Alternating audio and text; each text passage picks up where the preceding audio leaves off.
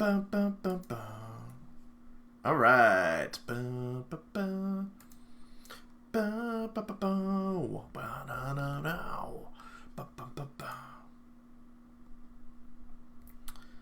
All right.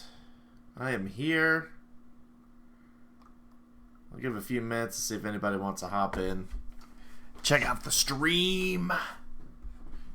Really should have cleaned up back there. It's a little dirty. Let's see. Let's see if I can cross-post this as I do. And take it to another page. Oops, I accidentally took it to myself. I don't want to do that. I don't want to watch myself. Let's see. Ba-da-ba-bow. Do.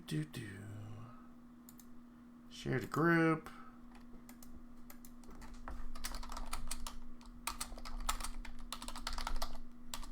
Breaking down the Heroclix for Huntington.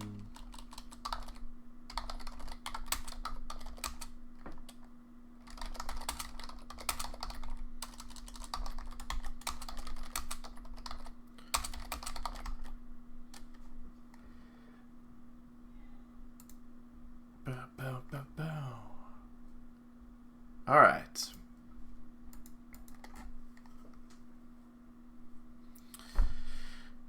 I'll give it a couple more minutes and then I'll get started.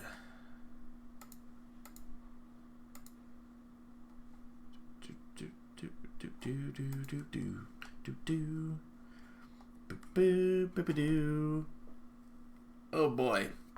Oh boy. I didn't grab a drink. That's unfortunate. Unfortunate planning on my part. Because I usually need one if I've been talking a lot. So, anyway, giving it another minute or two before we get going. Thank you guys for being patient with the stream, but also being patient for me to finish all this. I literally got back from vacation Saturday, so I enjoyed some time with the in-laws on Sunday and Monday, and went back to work today. Go grab a drink before we get started? No, I don't want people to show up to the stream and it'd be empty. Who wants to show up to that and it'd be empty? I don't even have a cup up here that I think I could do that with. So, it's okay. I'll be fine.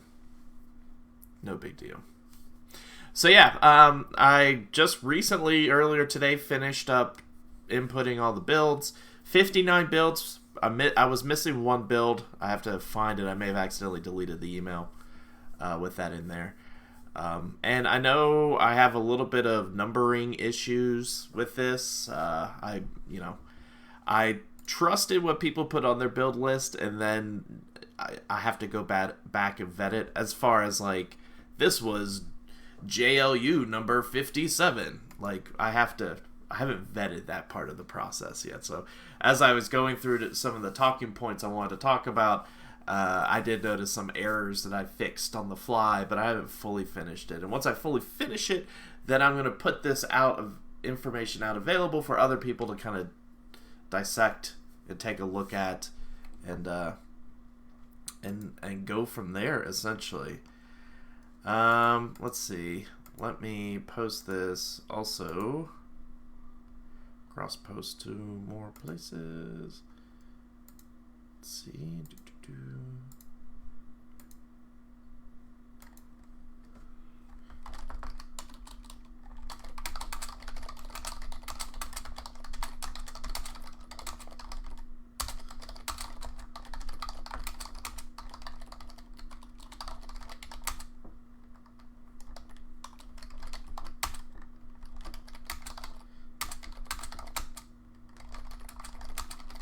Interesting facts. Alright, sharing that real quick. Hopefully it doesn't do the thing where I get a bunch of people watching commenting on the other posts, because that ultimately confuses me, and everyone will start posting on the like the one I do for clicked off, and then I don't see any of those comments, and it's a delay. So, can you guys hear me okay? I had to reset some things, so please let me know in the chat if you can hear me. I don't think there's much of a delay, so I don't think there's any of a delay. It's a natural one. But please let me know in the comments if you can hear me fine. Everything looks good on my side, so.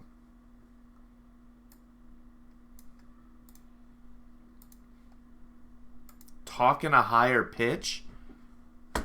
Nah, that's okay. No, I'm not gonna talk in a higher pitch. All right, thanks, Colin. Thanks. All right, so let's get into this. So a lot of cool things. So I'm a big data guy. I like looking at not just what did certain people play, but also like what figures were played, what were the rarities, what was more popular than we thought, what wasn't as popular as we thought it would be. So this is really taking the player aspect out of it, because as you know, like certain players, the top level players, can just elevate a so-so team to a much better team. Tyler, PJ, basically all the main competitors that you see making top cuts, they take the teams that could just be meh and just take them that much higher. So we're trying to look at this by taking the player aspect out of it, if that makes sense. So what I wanted to look at first is break down the rarities, just in general. And I thought this was interesting. This is unique figures, not figures that are unique, but actual unique, like individual figures. So in the old tournament, remember, 60 players. This is 59 builds. I'm missing one build because I can't find the sheet. I lost it. We had 24 individual unique commons, 24 uncommons, 27 rares, 36 super rares, 36 chases. I think there's only, 3 ultra chases in the game right now, so 2 of them saw play, which was Thanos and Peggy Carter. 11 primes, which is surprisingly low, which we'll talk about that later. 27 unique equipment, 10 different location bonuses, and only 8 limited editions. I know we have smaller limited editions out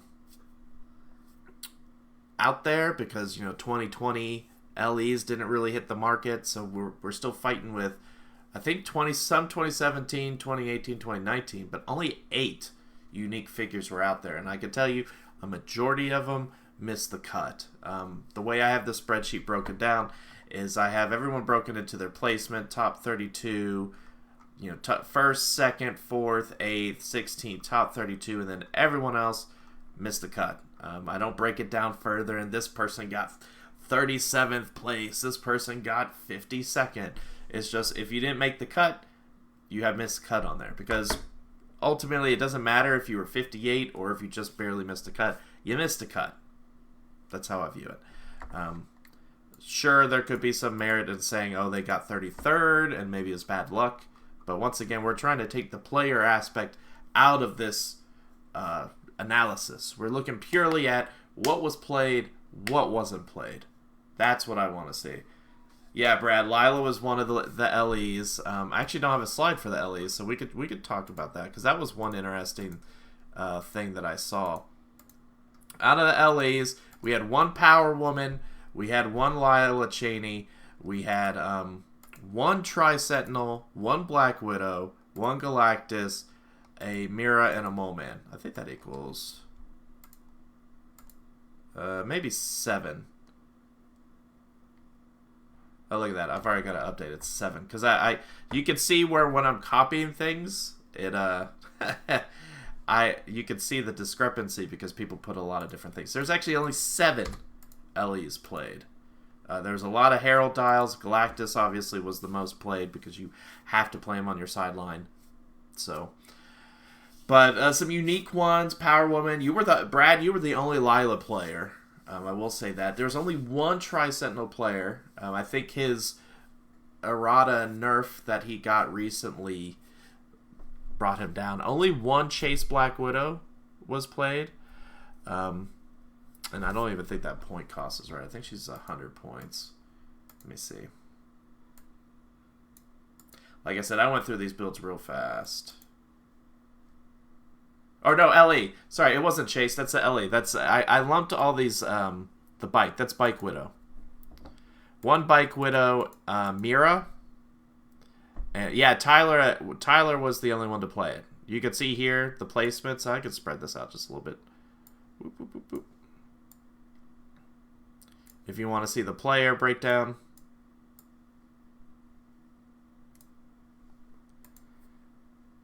And here, I'll just go ahead and fix this now because this is gonna bother me if I don't fix this. There. For anyone who's OCD like I am. So yeah, out of the LEs, I mean more than half of them. What is that? 7 out of the 11 LEs that were played in total made top 32. What does that mean? What is that? I think it just, what I take away from this, I mean, we had 5 Galactus. Let's talk about Galactus. That's a good idea. There's so much to break down. My brain is like going all over the place. So there's so much for me to break down. So Galactus is that anomaly, right, that we got last fall. And he didn't really, it was in the midst of COVID. Yeah, and I agree, Brad. A lot of the LEs just aren't good. And you could table that for a second. So let's talk Galactus. Galactus never saw table play except for the few in-person events. I know PJ played him at the one in Columbus, but hasn't seen a big tournament in play yet. And he was kind of, when he came out, I feel like nobody was playing him at big tournaments. He was mostly getting played at, and I'm going to fix this as I keep going. So if anybody, I think he's just WKM. I'm going to be fixing this stuff. So if it bothers you, it's going to bother me. He hasn't seen a lot of play because 25 points is a lot to give up. But I think as people's grown more and more attached to him, the Scarab is a big factor into, okay, well, he's not technically equipment. He is an LE. The Herald Dial isn't considered equipment. You're not equipping someone. So it's a way to give someone powers, a way to give power cosmic, which is way stronger now that it gives you willpower. So another rollout for like a self-leadership. So I think new rules change. We're going to see a lot more Galactus play. That 25 points pre-new rules, old rules, just wasn't worth it unless you really needed phasing or you needed some of the other powers or you really wanted the elemental converter. But now, new rules, I feel like he does take a jump and makes things way better. If you're, by the way, for anybody who's watching and you're commenting on any of the other threads, I suggest you also go to my actual Kuzinator page and comment because I can't keep up with everybody. So if anybody else is commenting and you're like on the Clickstuff page or the Realm, the Rock page, and I'm not mentioning your comment, I'm trying to go to all of them, but when I share it, sometimes people just click on that, I think. But other than that. So yeah, really cool info about the LEs, and just looking in general, I think you could do it on Realms. Look by rarity and go limited edition. Let's see if this even works.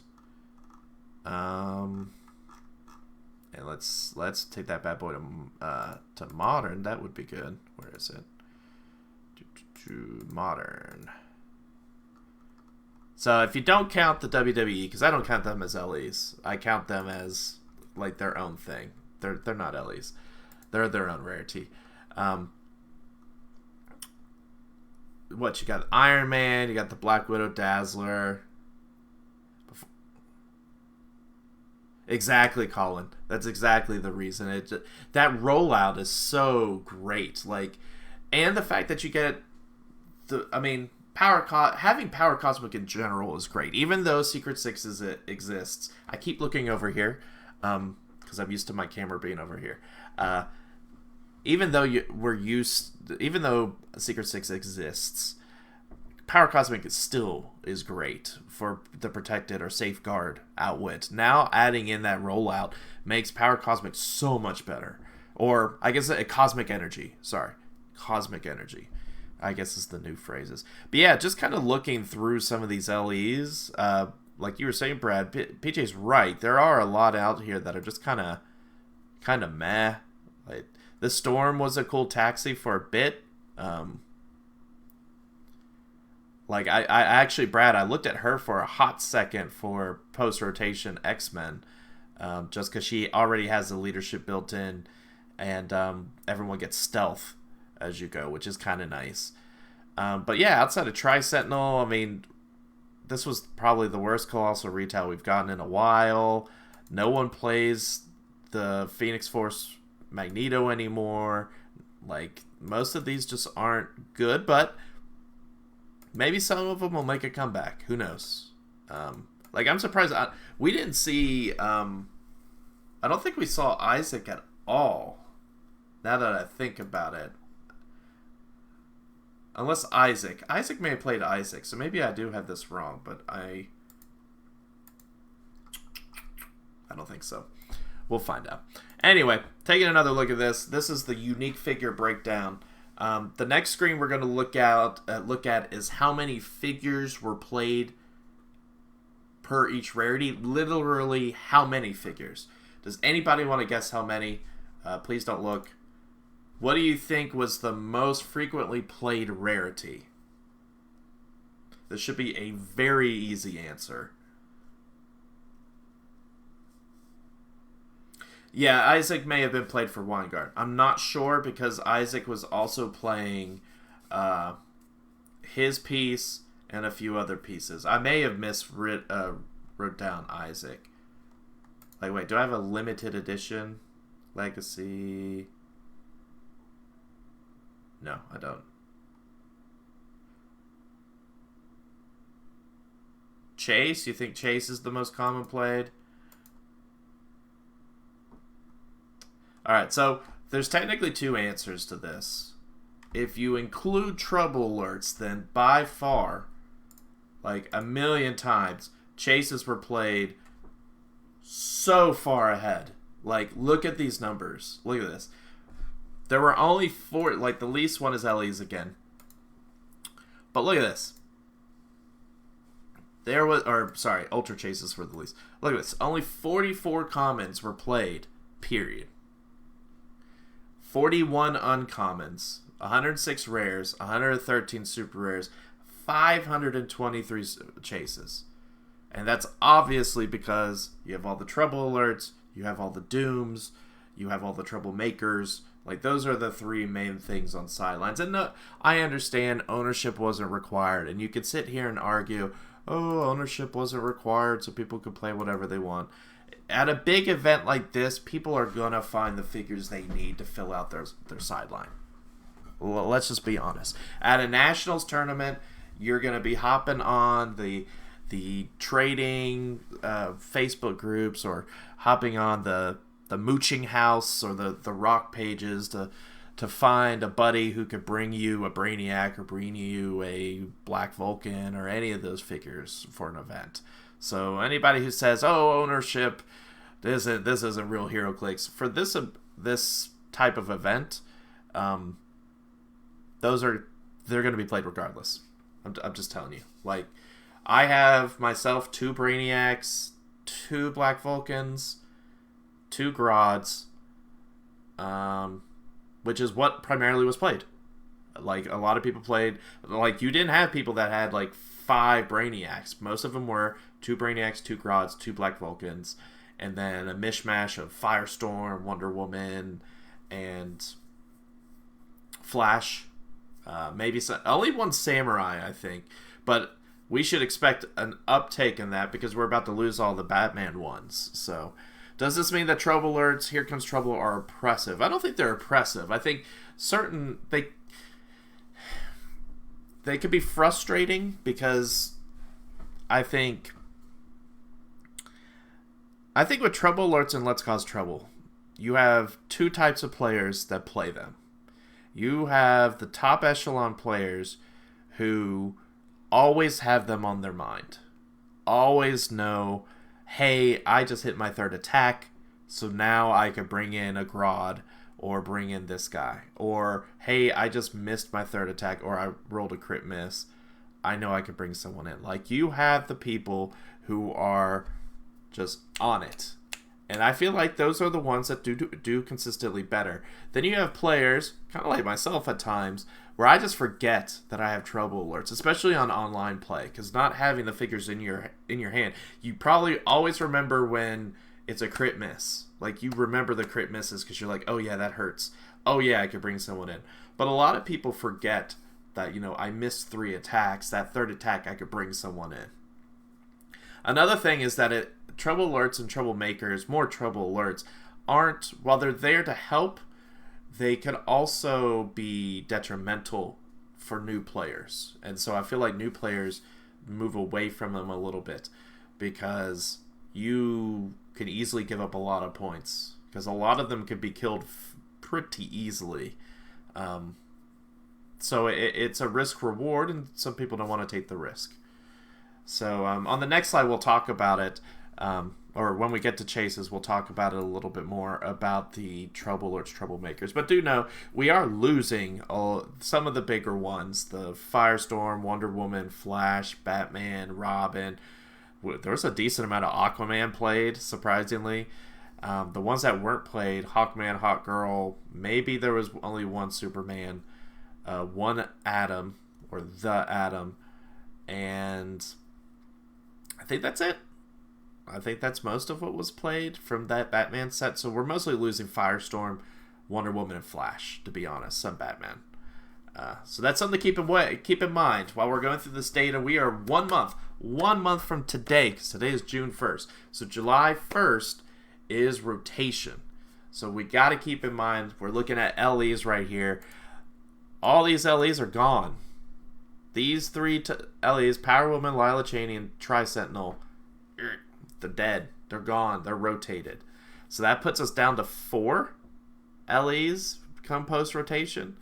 Now, if these 2020 con LEs, if they ever become legal, which they should, we're going to see the Fulcrum Abominus. We're going to see the Master Mold. We're going to see all those become legal. So let's do a deeper dive. Let's go rarity by rarity, because I wanted to mostly talk about rarity first, and then we can start breaking down some teams. So let's talk commons. The most common played. Need a new cheap taxi in the next X-Men set. Pixie's not that expensive, man. She's what, 45? She's not bad. And she's got prom, and she can move and place them within 3 squares. Pixie's perfectly fine. Excuse me. So here's all your commons. If you got, we didn't have that much variety in the commons. We had a lot of, some Moloids. We had a lot of Wonder Woman.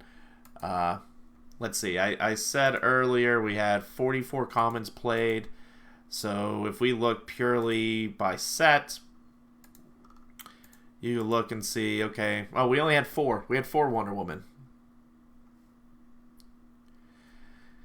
Yeah, I get that. Mystics is sort of sketchy, but I don't know. I'm kind of ambivalent with Mystics. Only 4 Wonder Woman were played. Let's see. What was the most common? Voyager, Shield, Diplomat. Only 2 Black Widows were played. Moloids. Lots of Moloids. 6 Moloids were played. Let's see. What else we got? 1 Mad Thinker. That's common Mad Thinker, not prime Mad Thinker. Oh, I gotta put both of those. 2 Mary Jane. Let me fix this before I forget. So where are all these commons? Magneto. You could argue he's kind of a prime. Oh, JLU. Okay. So not really, commons really didn't come out to play very much. 1 Duke Thomas. Alright. Like, not a ton. So yeah, when you take a look. Oh, I only had 26? Why did I put 44? Oh, wait. I got point cost. Timeout.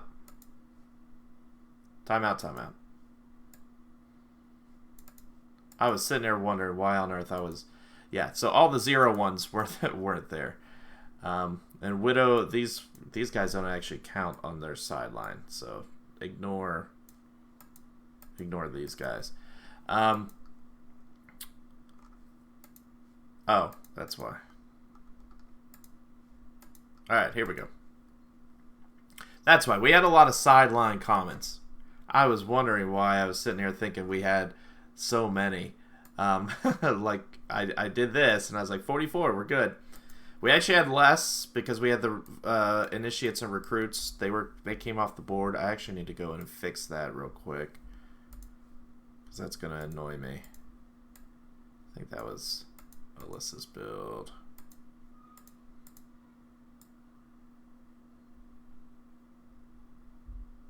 Yeah, she had these listed, and those don't actually... She actually had those on her sideline, and those don't count on your... No, they do count on your sideline. Do they? Am I tripping? Do I forget about that? I forget about this Widow, man.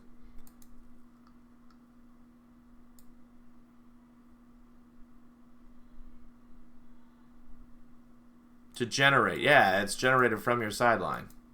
Never mind. I was tripping for a second. That's my bad.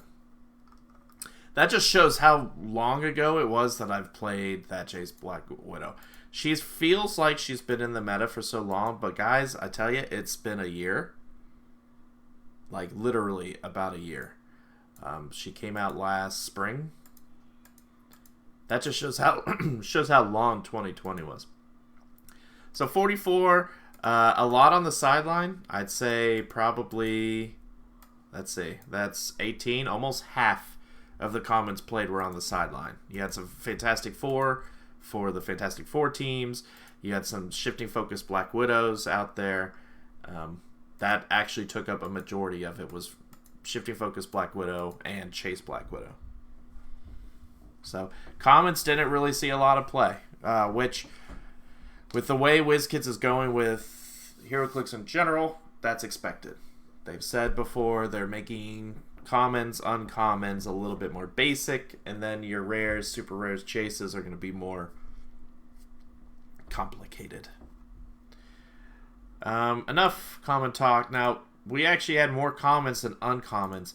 Can anybody else, this is my general thought about anybody else, raise your hand. If when you hear the word uncommon rarity, you kind of go, eh. Like commons, when I think of commons, I'm like, they're a bunch of generics. Like, that's cool. But uncommons, I'm just kind of like, uncommons. Like, I'm never excited about uncommons. I don't know what it is. Like, commons, I just have a lower expectation because I'm like, you're a common, you're going to be generic, you're going to be some basic people. But then uncommons, I have a higher expectation, but they are treated like difficulty-wise or complexity-wise of like an uncommon, like a common. So let's take a look at some uncommon figures out there. I wrote Queen Valeria because I believe out of all the pieces that were played,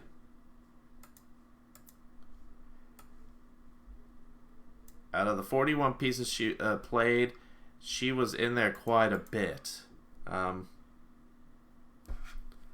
Let's see, 1, 2, 3, 4, 5, 6, 7. Yeah, she is by far the most common, uncommon out there, which is good. She's very strong. Probably one of my favorite uncommons. And you can see here, a majority of the commons played were played by some unusual teams. I mean, looking at rarities, you had 3 uncommons played by one person. Dario, Alexander Lukin, and Minotaur. That was by John Hudacek? Hudacek? I don't know.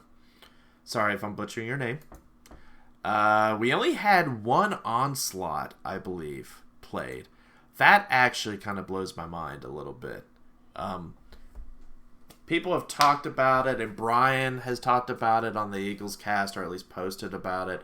Like, because remember, all the common Colossals and X-Men Dark Phoenix are considered uncommon. And Onslaught is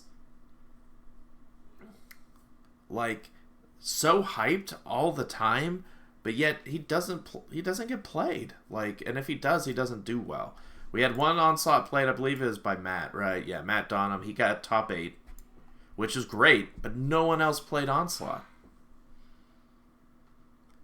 Like, if you sent me this list of pieces, and I'm just generally looking at it, I'm saying, okay, Medusa, I get it. She does the whole popping out of hair thing. That's cool. That's an Alpha Strike thing. Meh. Support, okay. Sabretooth, I'll tell anybody again. I am a Danger Room fan. Like, I love the 3 Danger Rooms. I'm not that big of a fan of Sabretooth. I'm just not. I've never liked him for his point cost. I feel like you're running too many risks of rolling too many ones for him to be super great.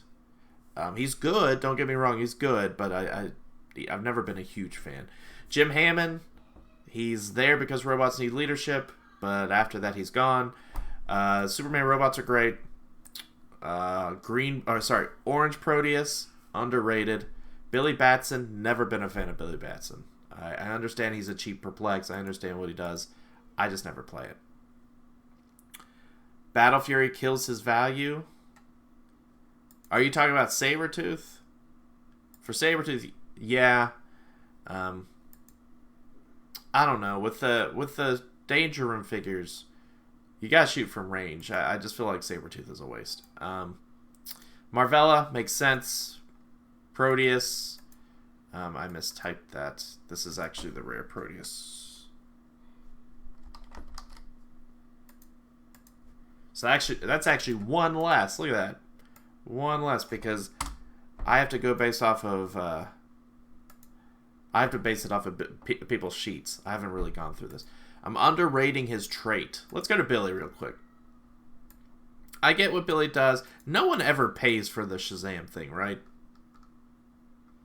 Like, no one pays for the Shazam part. That's not what we're talking about, I know. That's not the trait part. You're talking about the free action part. Billy Batson. So, 20-point Billy Batson. Willpower, which I get is better. Beginning of your turn, you may choose to oppose a character with 4 squares line of fire until your next turn. That character can't be given free actions. I get it.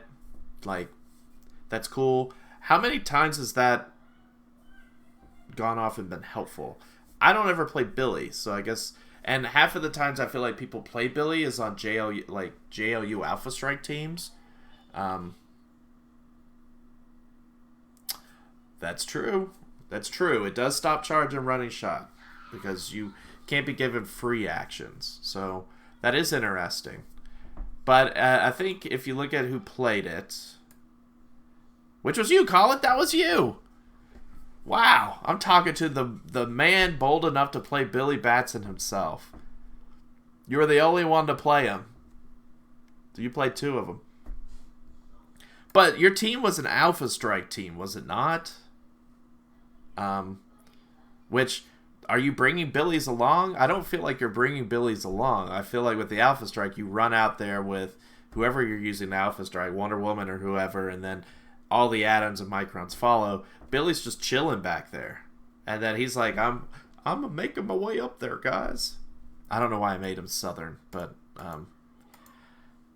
he eventually makes his way with his 6 movement. You carried with the GL team ability. Okay, that makes a little bit more sense. All right, if anybody needs assistance with Billy Batson play, Colin is your man. He was top 8. He is your man. I've just never been a big fan, especially with the Perplex downgrade with no more to damage. But he's not a bad figure by any means. Don't get me wrong. I rarely... yeah, hit him up. I rarely ever say figures are just garbage. If you listen to any of our tier makers, I'm generally the guy that's like, well... And Billy, for me, is just not something I typically play. Like, 20 points for Perplex is fine. Maybe I need to revisit him because of that other trait with the free actions, because I forgot about that. I just don't... I don't know. If I play... I just don't see myself playing a lot of Billy.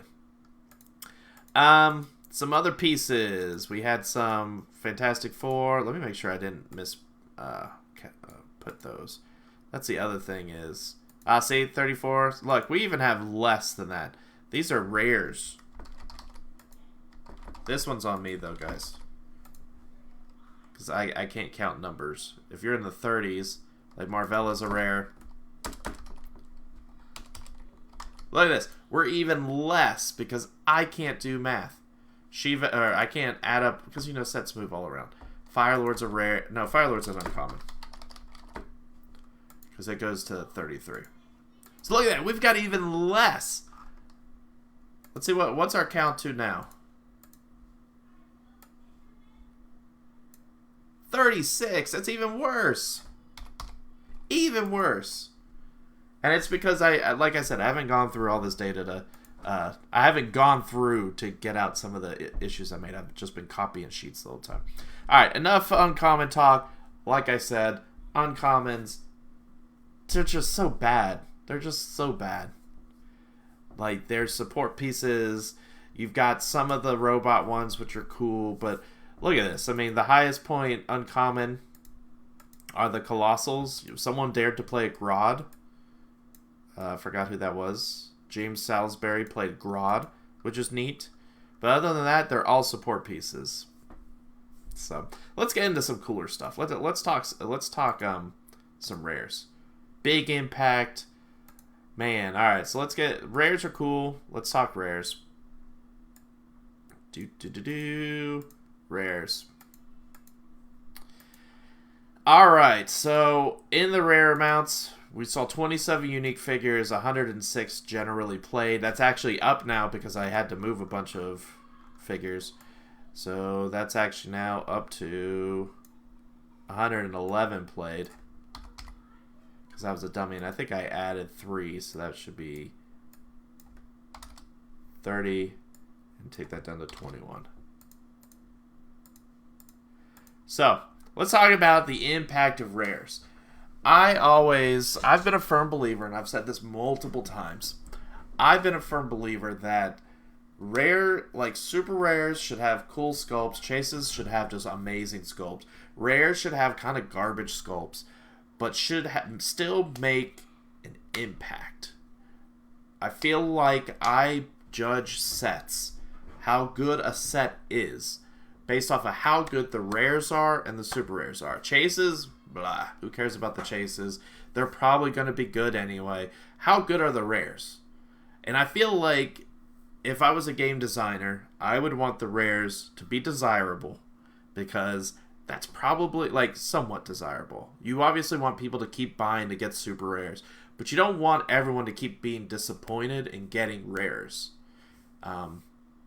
That's my thought process. You don't want someone to get a brick and open 2 super rares and a chase and have the 7 other boosters be rares and be like, that was hot garbage because all these rares suck. They're the worst. Like that, I hated that. And so I judge sets off of rares. And it's kind of been hit or miss.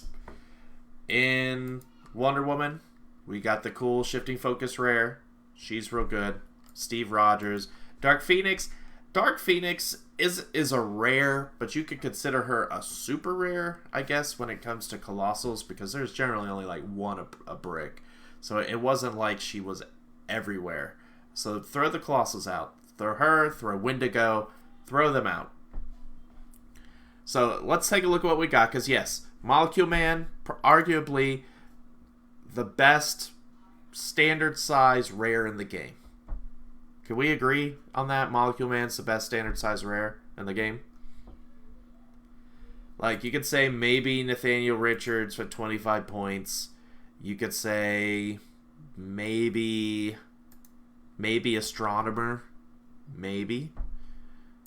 But just for what he does at 30 points, Molecule Man, for his point value, is, I think, by far the best rare in the game.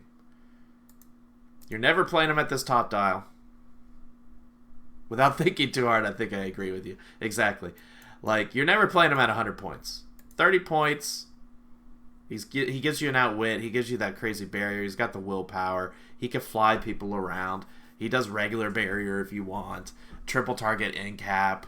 I mean, he makes or breaks the meta now. Like, he is, if he's on your team, if you sit down and you see they have a Molecule Man, he is the one figure you're like, okay, I have to completely change how I'm going to play him. House of X Rare Magneto is pretty dope. We'll talk about Magneto in a second. Molecule Man makes it where you have to completely rethink how you're going to play, because you know he's the barrier piece. Like, there are a couple other barrier pieces, but if you're playing a barrier team, Molecule Man is on it. He's Latveria, he's got Cosmic, he's got Scientist, great keywords. We talked about him in our tier maker a while ago. He's by far the best rare, standard size. Obviously, Dark Phoenix, far and away. Like, I think she, outside of Wendigos, just because Wendigos were so cheap, that's why there's so many Wendigos. But outside of Wendigos, I think Dark Phoenix was the most played. Like, look at this. 21 Dark Phoenixes in the event out of 111. So 21 out of 111, a fifth, a sixth of the field were Dark Phoenix. Fifth or sixth of the rares played. Let's see. So we had 21 Dark Phoenixes. How many Molecule Man? Look at that. 18. I actually didn't think there was that many. That's crazy. Wendigo even less, 16.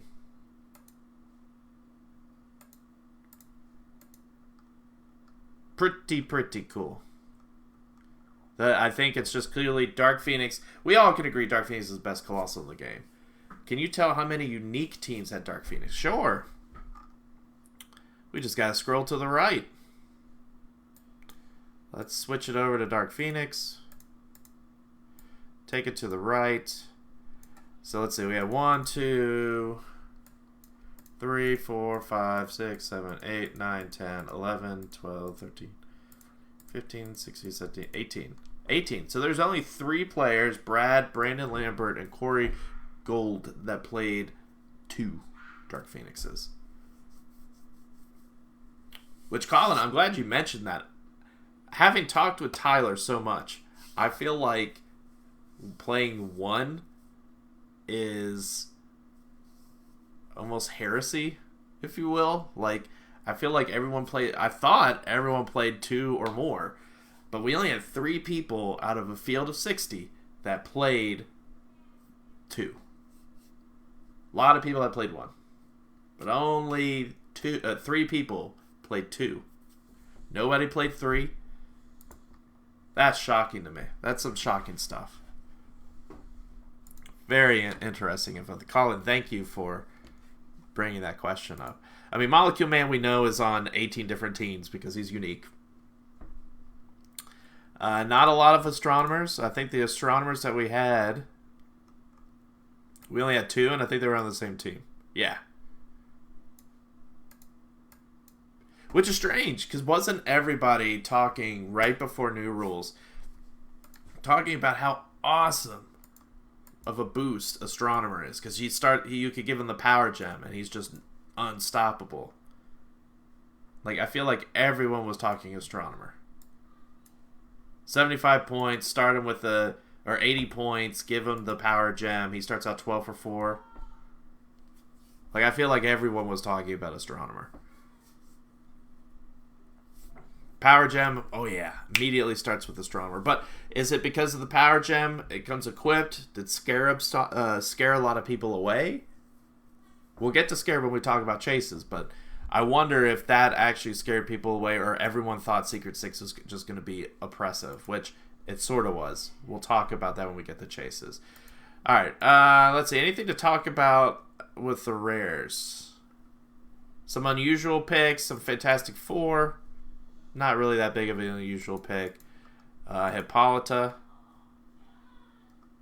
Pretty interesting pick. Some Gigantas in there. That goes along with the Secret 6 teams. Diablo. Not that much. Franklin Richards, underrated, but really only on the Fantastic Four team. I'm telling you guys, typing in all these builds has gotten me like thinking hardcore about how things are going in the meta. Like, having this type of info makes me want this to happen at every single event, every in-person event. Like, I wish WizKids would just release this for modern events, because having this kind of data is so cool. Like, and I know I'm nerding out a little bit right now, but like being able to see, oh yeah, we had like unique rares played. Now, most of these unique rares, yeah, they didn't make the cut. Gotta take that with a hand of salt. Like, someone played Terrax or Red Skull, he didn't make the cut. Somebody played Hippolyta, he didn't make the cut either. Just missed it.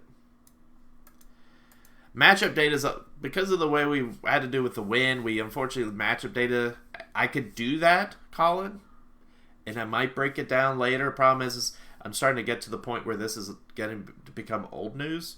But I guess we don't have a lot of big events coming up, so this might still be relative even when Rise and Fall comes out. Matchup data, though, is also very player dependent.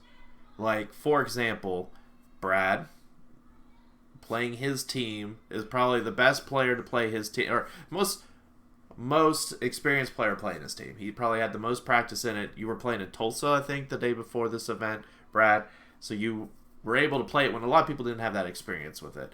So matchup data, you have to really keep the player in mind, and there's not a metric for the player. Unless you want to go with the win rankings. I'm kidding. But it's really hard to put up and say, oh yeah, Colin versus Brad. Okay, so it was the JLU Alpha Strike team versus Brad's Maggot Alpha Strike team. Oh, Brad won by like 40 points. Well, I don't know if that's just because Brad played his team better or if it was just luck. Like, Colin, you could have just had really bad dice rolls. So I try not... I look generally at matchups. Like, I only really look at matchups if I can see a video of how the matchup went. Otherwise, I think, okay, PJ could play a garbage team and probably still do really well. And he could beat some matchups, and you're like, what?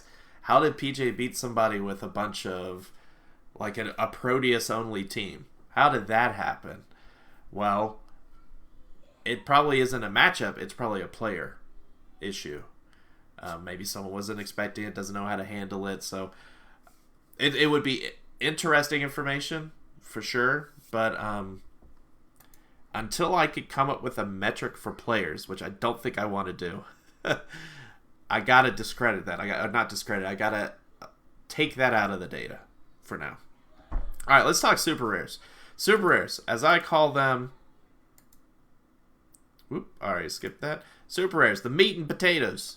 I like to think the super rares are the meat and potatoes of Heroclix. They should be, like, in general, they should be cool sculpts. Like, they should be the main driving force of teams. You build your teams around them, or you have multiples of them. Remember, for super rares, we had 113 of them. Which I think, as you will see in the next slide after this when we get the chases, is the most if you take out trouble alerts and troublemakers. It is the most. So let's take a look. Let's take a dive into here. And this is something I'm going to talk about a little bit more on our on the Clicksoft podcast and other things that I'm going to do. I have a lot of cool ideas from the meta that I want to talk about. I feel like the meta has become very Alpha Strike-y. Most teams have Alpha Strike or across the board capabilities that Kuz metrics. Yeah. I feel like it's a lot of Alpha Strike. Brad, you were playing Alpha Strike. Colin, you were playing Alpha Strike. A lot of people were playing Alpha Strike. Wonder Woman team has Alpha Strike. Sinister Six has an Alpha Strike with Sky Tyrant. Like, everything's across the board. So looking at our super rares. Oh, look, and even a Molecule Man escaped into the super rares. How did that happen? Get out of there. Get out of there, Molecule Man. What are you doing? You're drunk. So look at that. I gotta go update my number. Oh man, rares and super rares might be neck and neck. And wait, is Star Sapphire rare or super rare? See, I am... Look, even that's a rare. Man, were rares even more pop? Is the Molecule Man and the Dark Phoenix. That's what it is. Alright, so bear with me a second. Updating numbers on the fly. Because I can't figure out rarities that well. So yeah, let's take a look at some of this. As you can see, well and away, what was everybody think is the most popular super rare that was played? Any guesses? Probably a really easy guess. Kind of like the chase question. What was the most popular super rare played?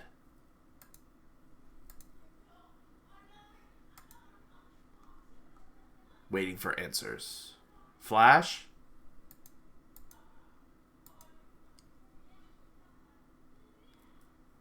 Okay, well, Brad, you're right. It's kind of a cheating question because it's a very cheap super rare. But out of our 111, let's see. We have Flash, and some of these were put in as the Flash. We had 23 played. Now, there was some confusion with some people. Tried to play more. We had a good question asked. And look at this. Top cut. Majority of the top cut people play Flashes. Does that mean Flash is a top level meta play? Yes. Yes. Regardless of the player. Flash is a... I feel like I'm becoming one of those disc jockeys. Like, you're listening to, like, Rush Limbaugh or something on the radio. Yes, Flash. The Flash is definitely one of those top meta pieces by far. And I think that's because he's just so cheap. And he's just one of the best support pieces that can also attack. I think new rules hurt him a little bit with that double charge thing. But that is something that still has to be clarified by WizKids. There's a lot of clarifications, I feel like, with the Flash and WizKids in general. We need to know how his charge works, whether he could literally just charge punch twice, or as we ruled in the tournament, you can't do the same charge close action. So you can punch, or you can object attack, or you can punch a wall, but you can't do punch punch. So they might rule that way, they might not. We chose to rule that way. To answer your question, out of the, what did I say, 23, we had, that's not right. Oh, it's trying to add up numbers. 10. So a lot of people played 2, because a lot of people wanted the TKs. Not a lot of people, I feel like, are playing Flash just purely for the punch. A lot of people are playing for the TK. I even had some people play for the other thing. Jay and Josh. Jay Solomon, Josh Essex was the only 2 people that played a third Flash.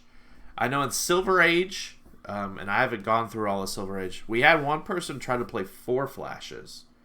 2 30-point and 2 20-point. And the question arose, how does that work?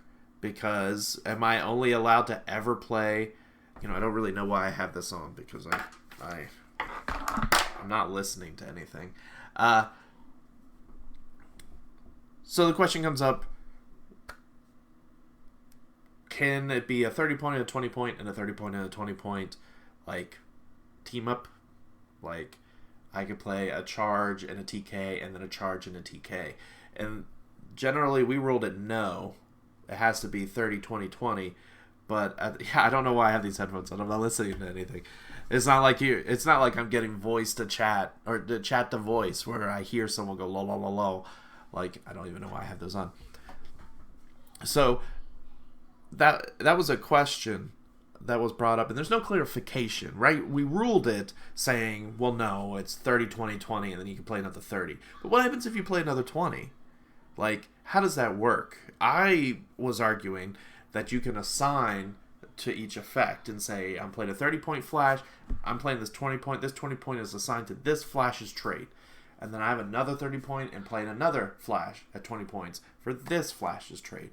But that's one of those that there really needs to be a clarification from WizKids. It needs to be a win question on how to break it down, because we haven't had something like this before where you could pick different starting lines.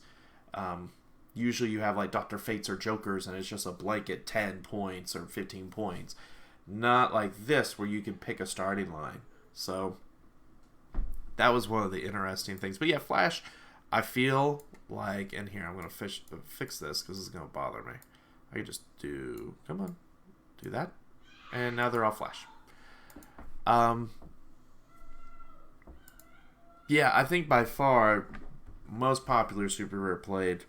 What do you guys think is the second most popular?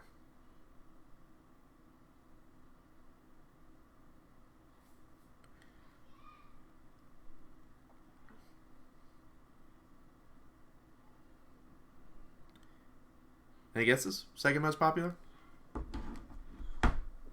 A designer insight from the guys that made it.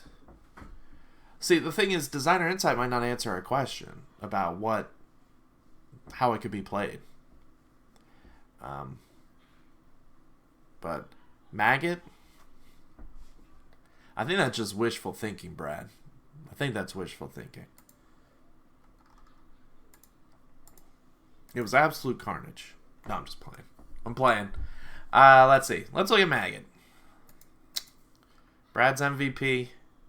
Favorite piece. Like, I even have Micron on here. Why do I have Micron? Where did a Micron sneak in here when he's supposed to be a prime? There he is. You little sneak. That takes it down to 110, 35 primes. Sneaky Micron. Let's see, is he still here? No, he's not there. Saw Pat Frazier play one. Okay. Let's look at Maggot. There you go. 5 Maggots. You're right. Patrick Frazier did play one. There you go. You want to win? Look, if you. This is one of those. This is one of those sensational. Is that what it's called? Like a sensational news thing people could do, where they're like, "Oh look, Maggot's got a 100% top cut. If you play Maggot, you could get top 16 no matter what." Because 5 were played and all of them made top 16, even though they were on 3 teams. 2 were Brad, 2 were David Mazures, and 1 was Patrick Frazier. This is one of those tabloids. No, only 5. Only 5 Maggots, which, Brad, I hope you playing Maggot was is a starting point or jumping off point where more and more people play. Because I do think he's an underrated piece. If I were to guess, the next highest point piece played outside of Flash, there were some chips out there. High Evolutionary was pretty popular. Felix. This one was one, I was talking with Tyler, brought this up the other day in our team chat. Felix Faust. And I even put that out here on the Super Rares. The return of Felix Faust.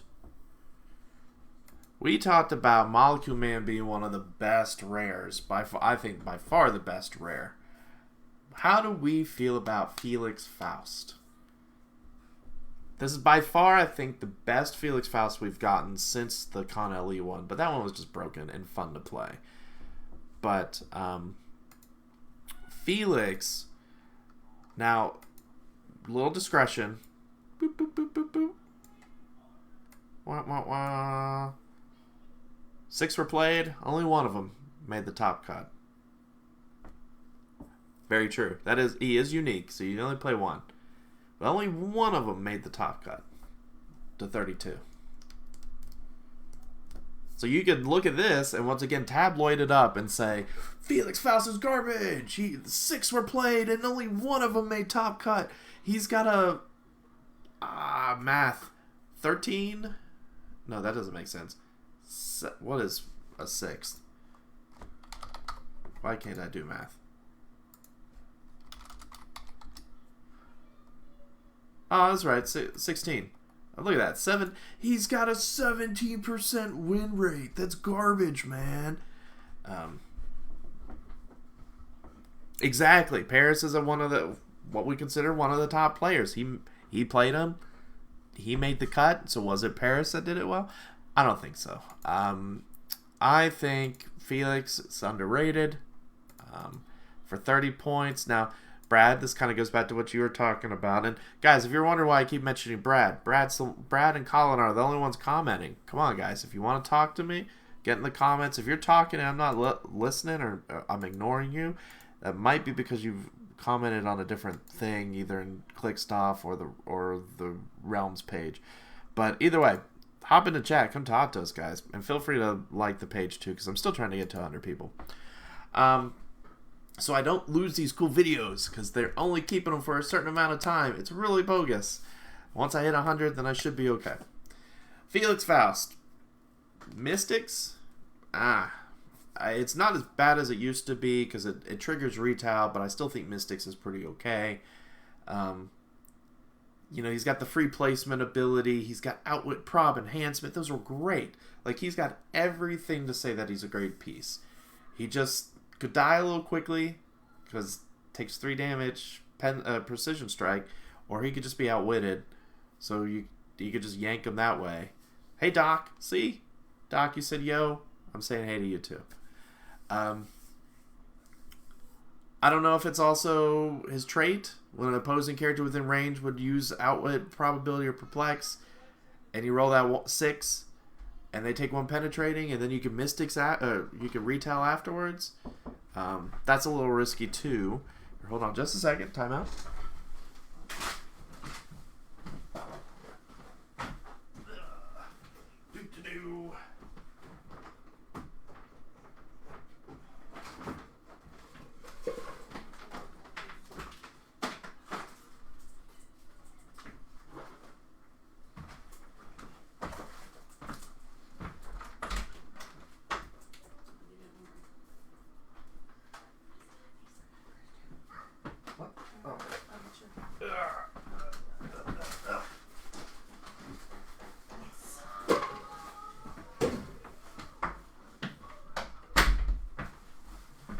Alright, sorry about that. Wife needed the laptop. So yeah, I mean, I don't know, because he's got 2 opportunities to trigger a retail, and retail's still strong with Phoenix and Proteus and Iceman's still around, Storm's kind of still around. You've got all these different types of retails with Giganta. Is it risky? Is it too risky?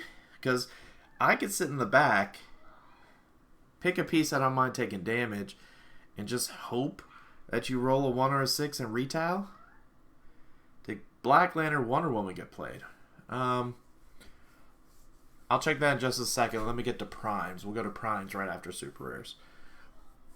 I think there was 1 or 2 off the top of my head. So yeah, I don't know. I think...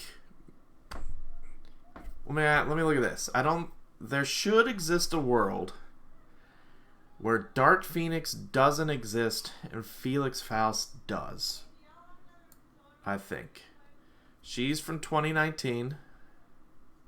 So she could be rotating. Because Rebirth, I think, is the youngest.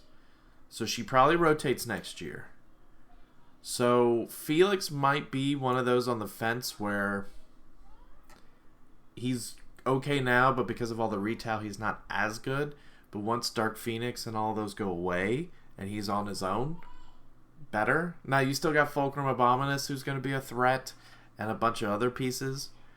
So I don't know. I'm kind of on the fence. Tyler was really hyping him up earlier. He does a lot with the outwit, prob, and enhancement, and that trait's cool, but it just...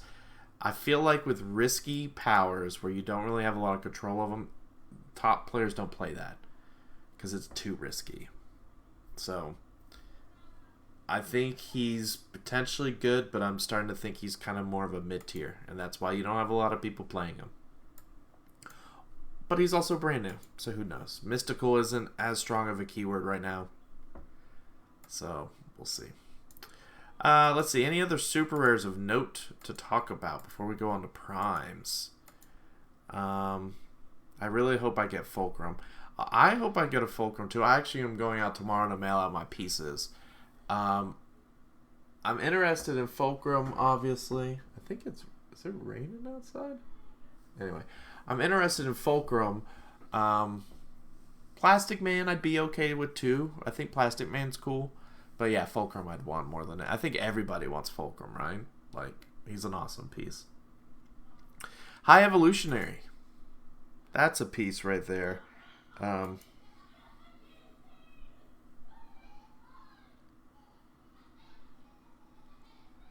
Let's see.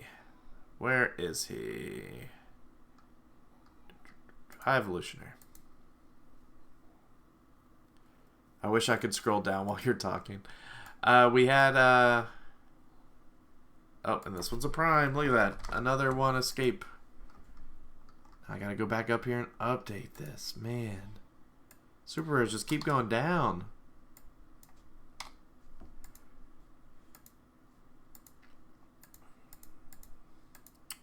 So we had 7 played, but only 6 really were played, because one of them was played on the sideline for his bonus, or for the Fantastic Four, because he's a Fantastic Four figure. I mean, those be pretty good numbers. Top 16, top 32, only 2 missed the cut. People have been hyping up High Evolutionary a lot, at least in my circles. 30 points, good damage numbers, prob, cosmic energy, so he's going to keep going. It's not bad, but just didn't see a lot of play. If he did see play, he was most successful. Now, keep in mind, Jay and Josh played the same team. For anyone that didn't know, they played the same team. I assume they were talking to each other about it. Otherwise, that's uncanny that they played the exact same team, but they did. Besides that, hit or miss, Mr. Sinister, some chips. Let's see how many chips were out there. Chip. Yes, we did have a Blackbeard played, by the way. 7. 50%. A little bit about 50% of chips were made the cut. But those are, if you think of top players, though, I mean, these are top players, are they not? I don't see any use out of his ally trait with any of their builds regarding High Evo. What was his trait again? One person did use, did do Cosmic. One person did. That was the last person on the list for High Evo.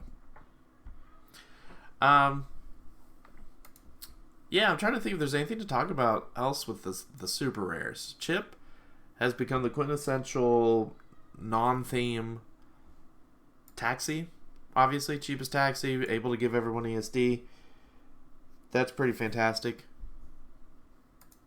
He's also good on, I think, Justice League. He is Justice League, right?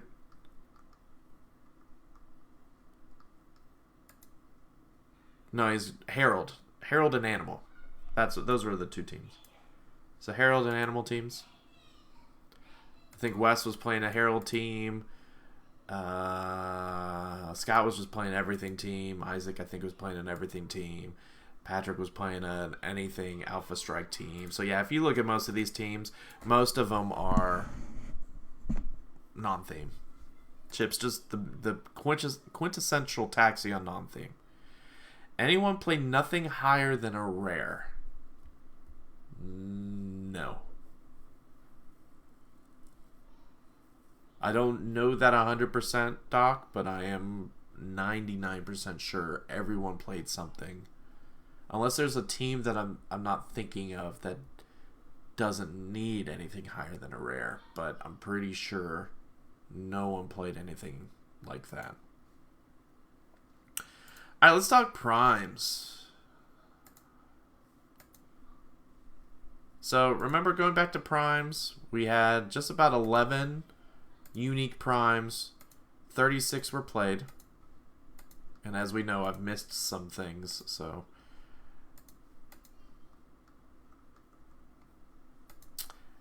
But yeah, only 11 were played. And how many primes do we have in Modern? You want to talk about how bad LEs are. Primes are supposed to be like the cool, they do something unique thing, right? Let's look at this. Prime. Oh, do they not have primes broken? Oh, they don't have primes broken down. That's a bummer. So if we go back to Batman, we know we got 3 primes. So 3 per set. 9. 12. 15. That doesn't have primes. 18. 21. 24. 27. 30. 33. Oh, I'm doing 3%. I should be doing 4%. 4%. So 50? There's about 50-ish. Late 40s to 50 primes. And only... Go to rank, not rarity. Thank you. I knew there was a way to look it up. Okay, so we got 1, 2, 3, 4. It says 84. I can't. Well, that's because it's. Let's see. Can I do it where it doesn't have? I wish you could do unique. Is there a way to do top click only? It's in here somewhere. Hold on.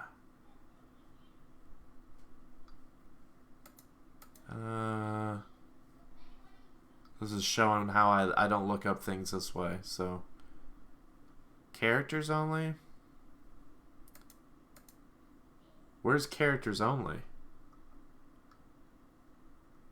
I don't use realms nearly enough to be able to do this. Sculptor. It's by Sculptor, right? I have to play. Characters only. It's not base type.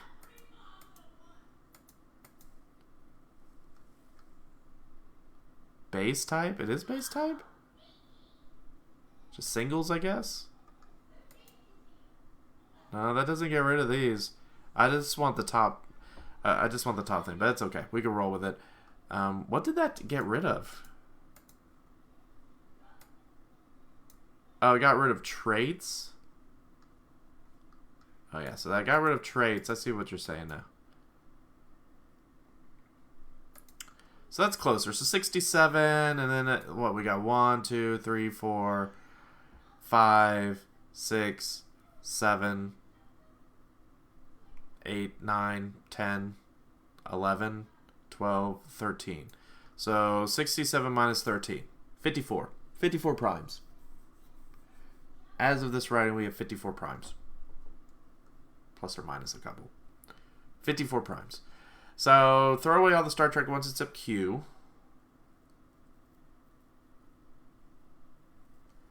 Oh, is not card. I don't think we have any other 2x2 primes or anything like that. Oh, I guess we did. We had 1. Either way.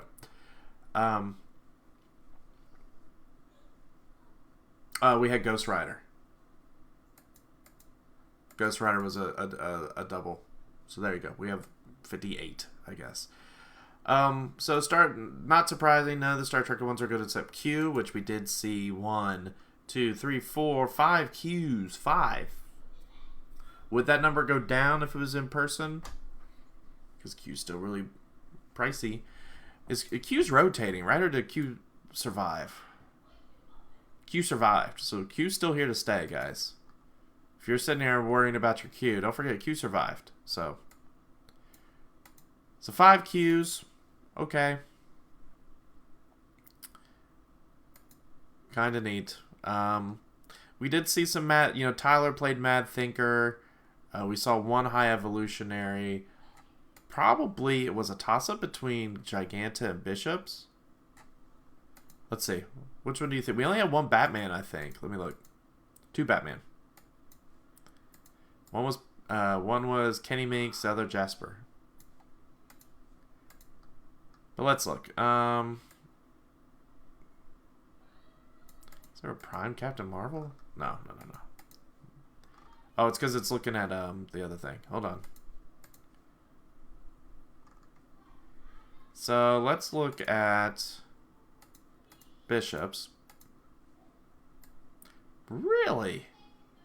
4 bishops? That can't be right.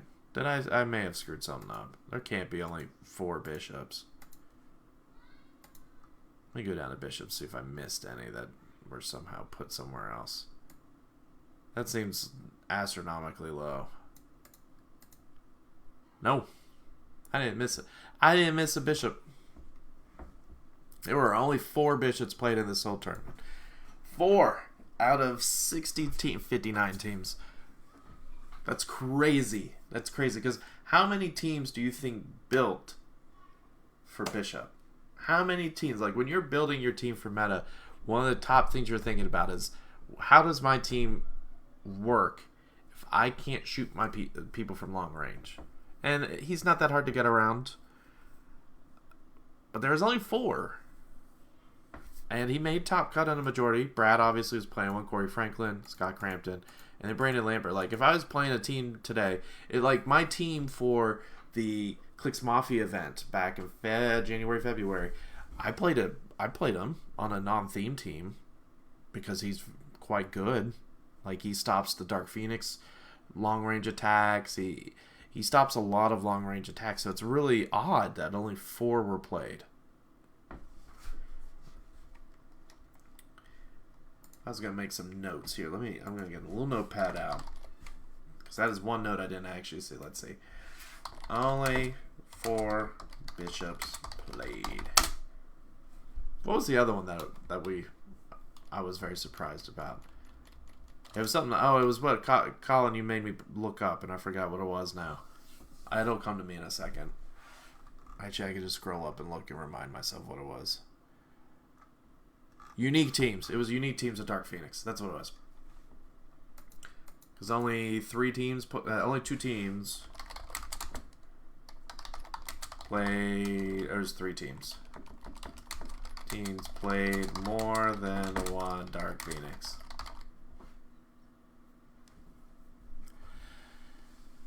This is the kind of stuff, guys. This is why I like data digging. Because this is the stuff. When I am building my team, I think of teams I enjoy playing. I think of figures I enjoy playing with. I think of ones that are good.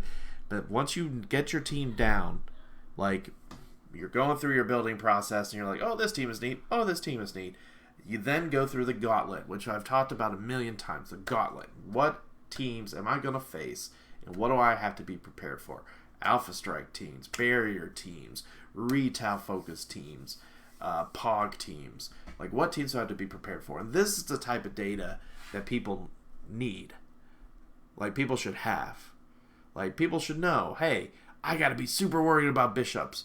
Well, sure. Regardless of only 4 being played, you should be relatively mindful of how your team plays against bishop. I wouldn't say, with this kind of data, I would say, okay, I don't have to worry about getting shut down from bishop a lot of the time. I need to know how my team works if that happens, but I don't need to expect him on every team, which was what I think my thought process would have been before this event, is I would have thought bishop is going to be everywhere. Exactly. Supposing what thought it be, because everyone thinks, because remember, this was the biggest modern event of the year. I don't know how many Clicks Mafia you get, but this had nationals level prizing. So everyone was coming out to play. This was not you get some of those big events that get like 40 to 50 people, but, people are lobbing up softballs a little bit because they want to hide their secret team, or they're like, oh, I played this one oppressive team so many times, so I'm not going to play it this time. I'm going to play this other team. I feel like this event was people were bringing their roughest and just going at it. So this is, I think, and that's why I'm doing such a deep dive on this event, because I think this is a meta-defining event. This is where the meta is as of right now, And I'm going to be doing videos going forward where I talk about certain teams and do a team breakdown. And if you guys have ever played video games or a computer mindset, you know, there's different patches, like patch version 1.2 or 1.3. I'm breaking down patches versus sets. So right now we are in the Wonder Woman 80th anniversary patch. This is where the meta is at this point. And this time, later this month, we will be in the Rise and Fall patch, where those figures come in. Certain teams get better, certain teams get worse. That's what I mean by patch. Because patches in video games, they fix some things. Maybe some things were too strong, so and so. So right now, in the Wonder Woman 80th patch, if you want to call it, or the current variant of the meta, not a lot of bishops are being played. Doom, Secret Six, yeah. If we were, and that's gonna be another video I do, my gauntlet, and I'll do a gauntlet video every patch, every set, just to say here's the 5, and I call it the gauntlet because you got to run through the gauntlet, and then I'll always think of like the Infinity Gauntlet. So the 6 teams your team has to prepare for if you're going to go to a top competitive match. And like you were saying, Brad, Dooms is one of the top ones. Secret Six, and Secret Six variant. Because I think Secret Six on its own is very strong, but you have some teams that just have Commissioner, Scarab, Skytown. I didn't actually see us like those 3 and Gigantas were really the only Secret Six teams. No one ever played any of the other Secret Six figures. Which I guess we need to get the chases, so I'll cut to the chase. I guess Bishop might be maybe too much of a liability with all the Alpha Strike. That's a good point. That's a good point. Oh, that was my first takeaway. My initial takeaway from this event, when I sat down and thought about all the teams I watched, all the builds I looked at, without really dissecting the data, my thought was, man, is this... And ignore my kids in the background. They are very loud. My first thought was, man, does this meta feel very Alpha Strikey. I mentioned this earlier. Like, everyone's got an Alpha Strike. Like, I feel like there's not really a lot of I move up, you move up, or, you know, touch and go positioning like we saw at Nationals with Adam Friedman's team. Like, there was some back and forth, and you're like, ooh, am I going to go forward with Jason Wingard or Vulture? Even the Vulture was Alpha Strikey. Now it's like everyone's got it. You got the JLU teams that are stronger. You got the Maggot teams that are strong. Animal teams are coming in. So many taxis. So many figures that could do stuff after being carried. Or pop out figures that could do stuff. It's you got to be prepared. That's probably my number one out next to the Safeguard Outwit that Secret Six can do. That you got to be prepared for. Just plain out. You have to be able to handle an Alpha Strike, either from a JLU team or a Justice League team, or from just a Sky Tyrant running over into your face, or a Maggot Pog team that throws things out. You just got to be prepared for all of that. So yeah, I think that was the primes. I do want to talk about my homegirl, who I think may be the most popular prime on here, actually. I hate when it does this. It goes back to the... I just want to look at... Oh, it's because I had rares in there. Giganta. Which for prime saw 10. You did drop Bishop in your future renditions of the X-Men team. Might be a good play. Might be a good play. Giganta. This has become a debate in my head. And look at this. Look at this. Look at this data right here. Out of the 10 that were played, only 2 missed cut. And it's because their names are Brian. Once again, tabloid thing. If your name is Brian, you cannot play Giganta. You will miss cut. Hot take. I'm gonna put that in here. No, I'm just playing. Giganta Prime, arguably one of the best primes we've seen. Oh, and Doc asked me about Wonder Woman. I'll look that up before I forget. Stop giving me that. What is it? It's wigging out because of the prime thing. Negative. Not a single Black Lantern Wonder Woman. Can't say I'm surprised. Can't say that I'm surprised. But Giganta, I think, most played Prime. I think 10 out of the 36. So 30%. Slightly worse than 30%.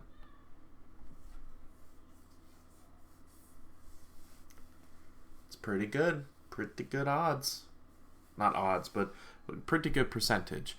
A lot of that has to do with Secret Six. A lot of that is because the Wonder Woman team, the Wonder Woman lasso type team, which I would play. That thing is, it's top meta play.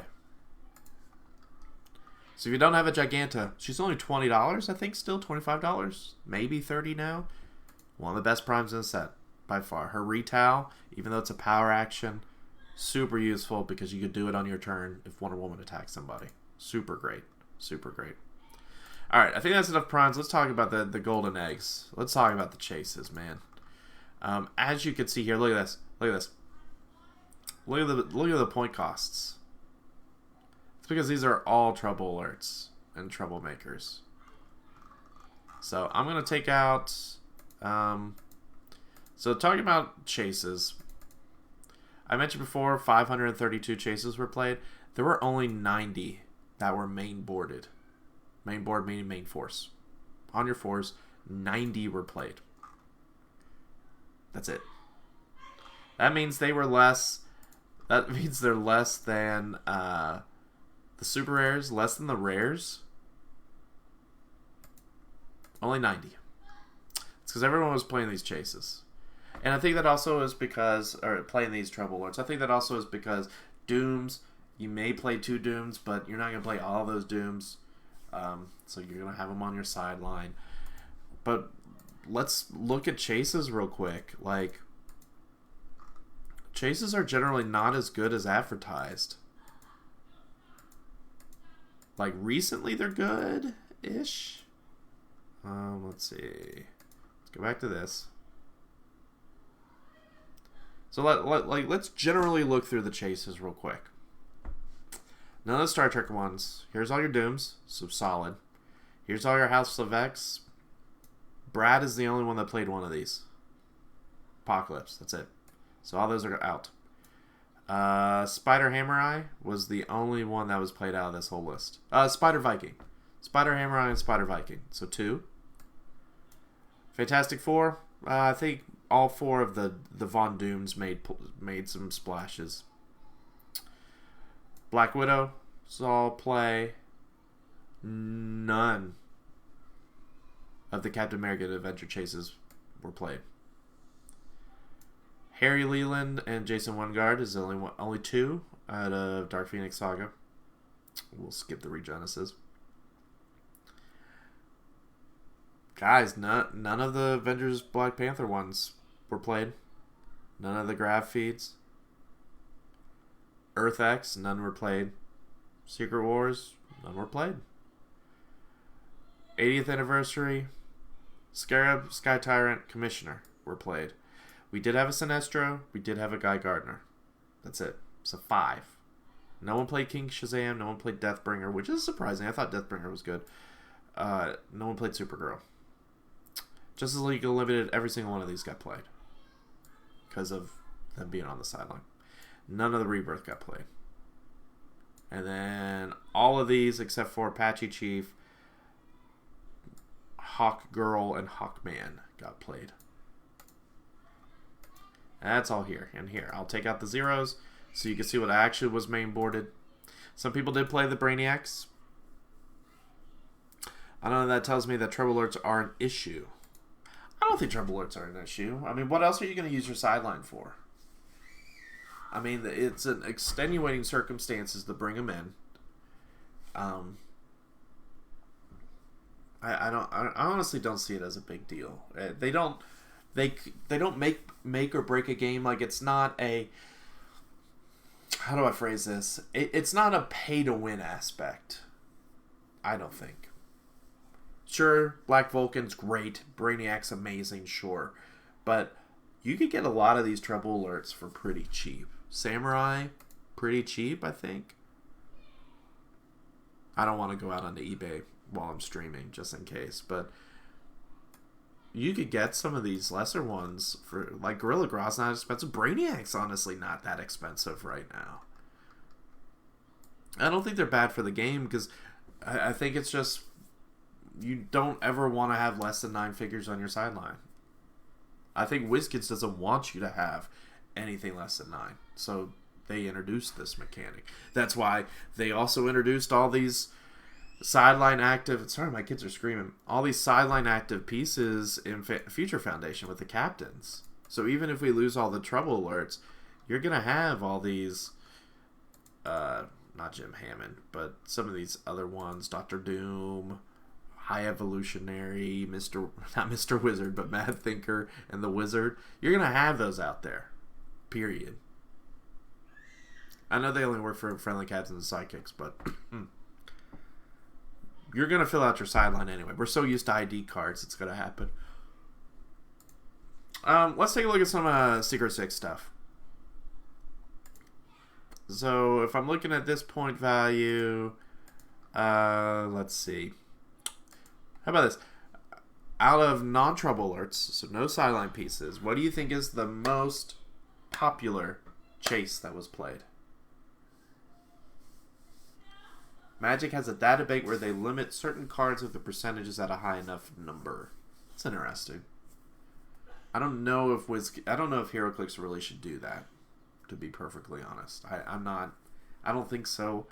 If it was something where they were actively played, then sure. But I'm not in the mindset.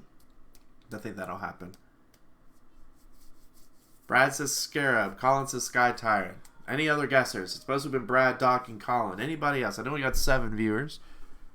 Anybody else want to chime in? Oh, we went to 5. I scared people away. Never mind. If you don't want to talk about it, you don't have to talk about it. That's fine.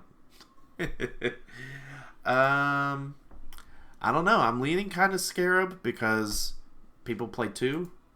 But let's see. I think one of you two are correct.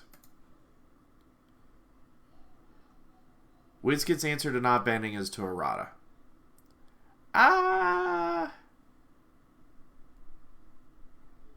They need to make team-up cards even better to give troublemakers competition. I like that. I like that, Paul. I like that a lot. Yeah, I could see that. They've been doing good, though, with shifting focus. Can we be honest with that? Like, the last few shifting focus was garbage for a while. Like, we started out hot with Superman, which was awesome. And then we had Batman, who was pretty okay. And then we had, Strange, which was great also. And then we had, garbage. Punisher wasn't great. And Elektra wasn't that good. And Deadpool was good again. But then we kept getting, no one played shifting focus Iron Man. No one played shifting focus Captain America. No one played any of the shifting focus. Then we got Black Widow, which was great. And then, Wonder Woman, I've said multiple times, top 3 shifting focus figure ever is the Wonder Woman, by far, in my opinion. So I think shifting focus is something that they have added in there to take up space, because they allow objects to get replayed. Yes, that's the other main reason, because shifting focus, you just drop equipment, so no one ever wants to play that anymore because equipment is so important. Alright, let's get back to the debate. So Sky Tyrant, here's how many Sky Tyrants we had. 13. My goodness, is Sky Tyrant unique? I don't think Sky Tyrant's unique, is he? He's not. Would you believe it? No one played double Sky Tyrant.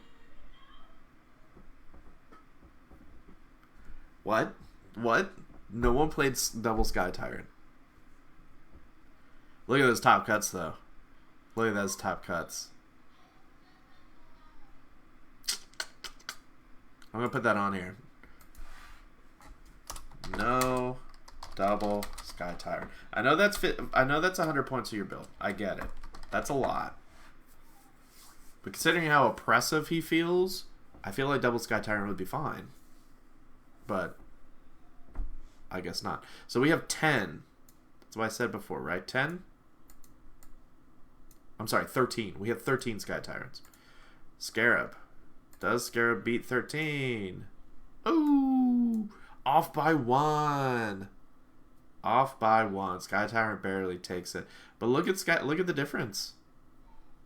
1, 2, 3, 4. 4 teams played double Scarab.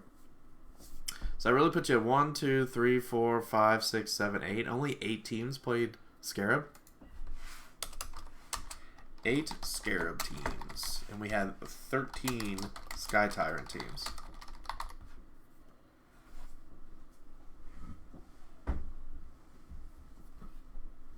Brad, it was close.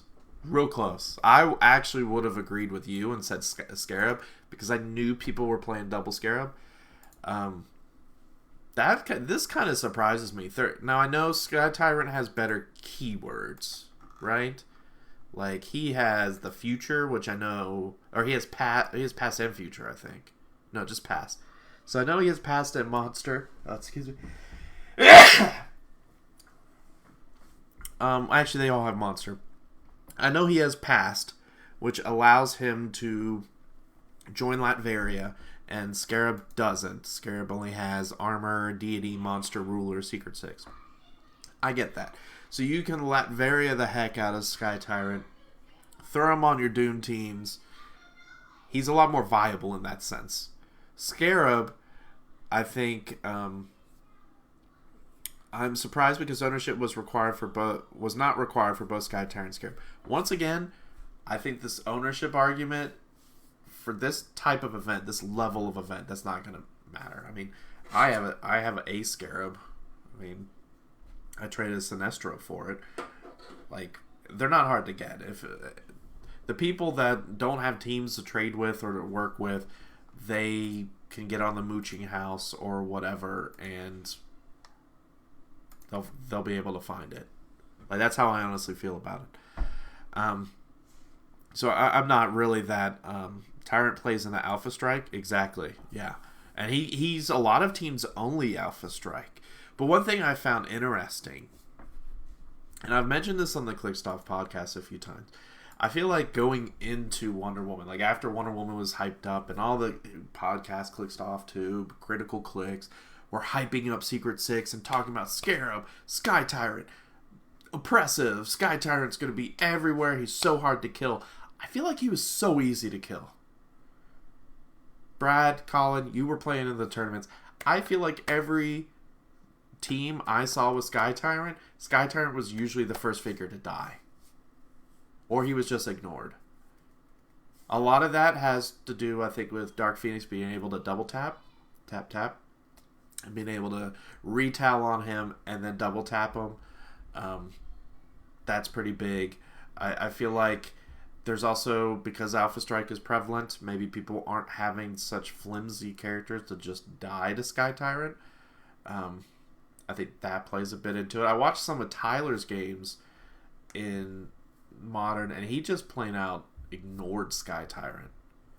Like, if he's outwittable, so if you're able to outwit his movement power, he's a sit and duck. He's just going to chill there. Sure, he can move all around, and that's great, but I think he's really good. I think he's super flexible because he's got great keywords, monster, past, and past builds into so many things with Latveria. I think he's great. Don't get me wrong. I think maybe we overhyped him a little bit from his survivability. Yeah, stop clicks aren't as big of a deal when your defense is trash and you have no rollouts. Exactly, because you're not equipping them. You don't have time to equip them.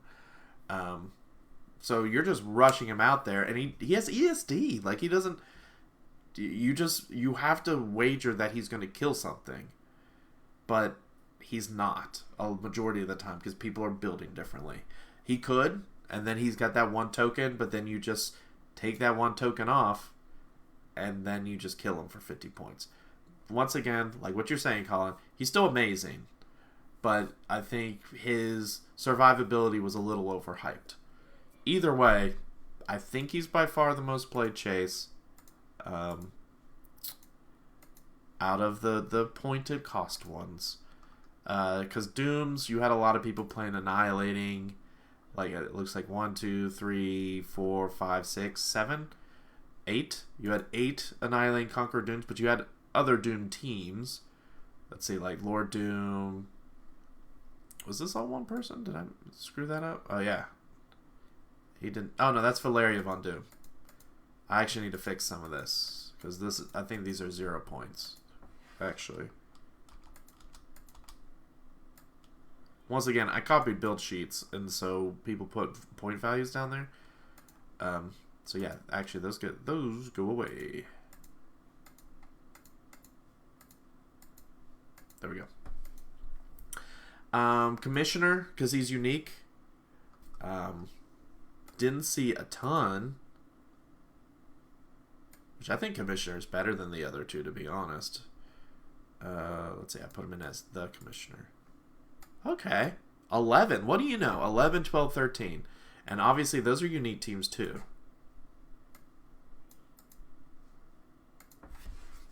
$11 Commissioner teams.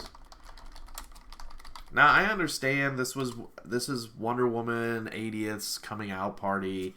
This was Secret Six coming out party. People may be banking on the fact that people haven't played against Secret Six, and so they want to play the fresh hotness or want to use that to their advantage. Because obviously we don't see a lot of as many Dooms. Still a decent amount of Dooms. But Commissioner, because Monster obviously got a big bump. Like the Secret Six bumped up Secret Six and a little bit of Latveria, but also a lot of Monster teams. So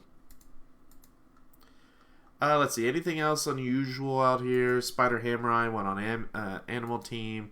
Isaac was the only one to play Jason. We only had one Jason Weingard. Believe it or not.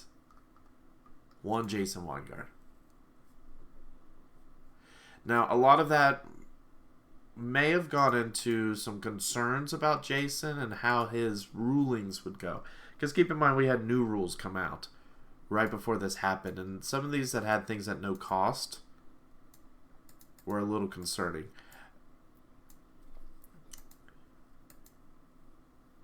Keep in mind with Jason, like, you know, people were concerned about, oh, how would Vulture play? Because he only gets to charge once. Or how would Super Rare Flash play?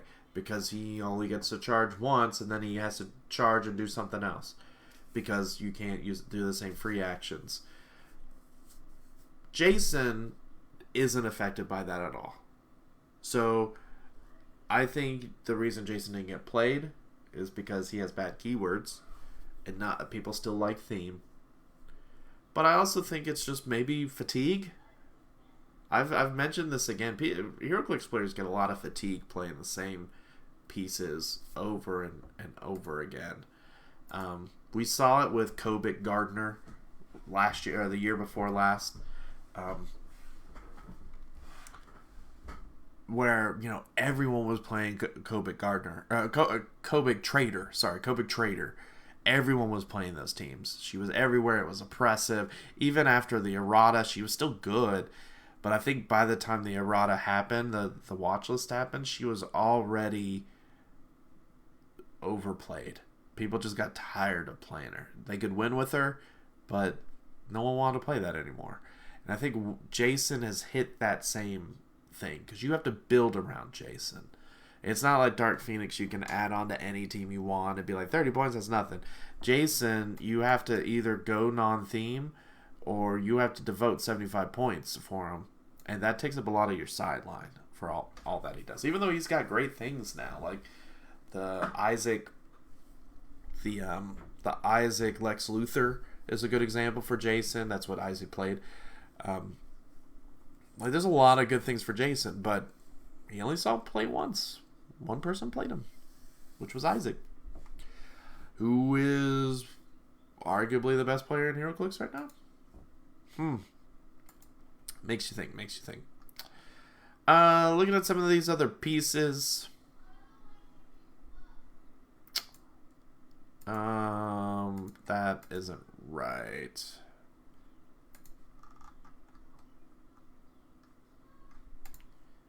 why I put Chase as a super rare.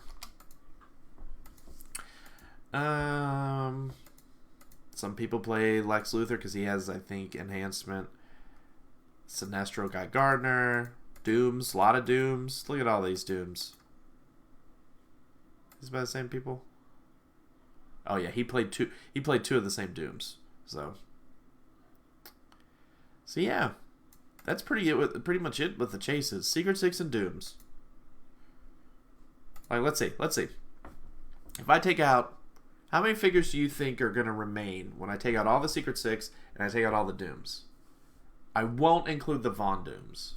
I'll keep the Von Dooms in there.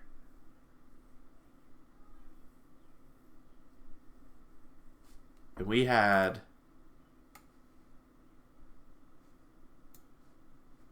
86 figures. Oh, we're down to 86.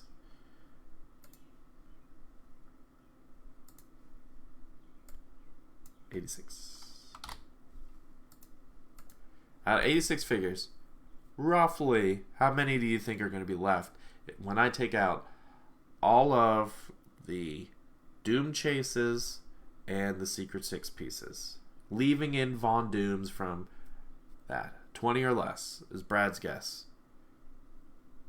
Anybody else? 7 viewers. I said 7 viewers. It's going to drop to 5 now. People are going to leave. Putting people on the spot here. Anybody else? Come on, let's get some takers. Let's get some people talking. I love talking to Colin and Brad, but any other people?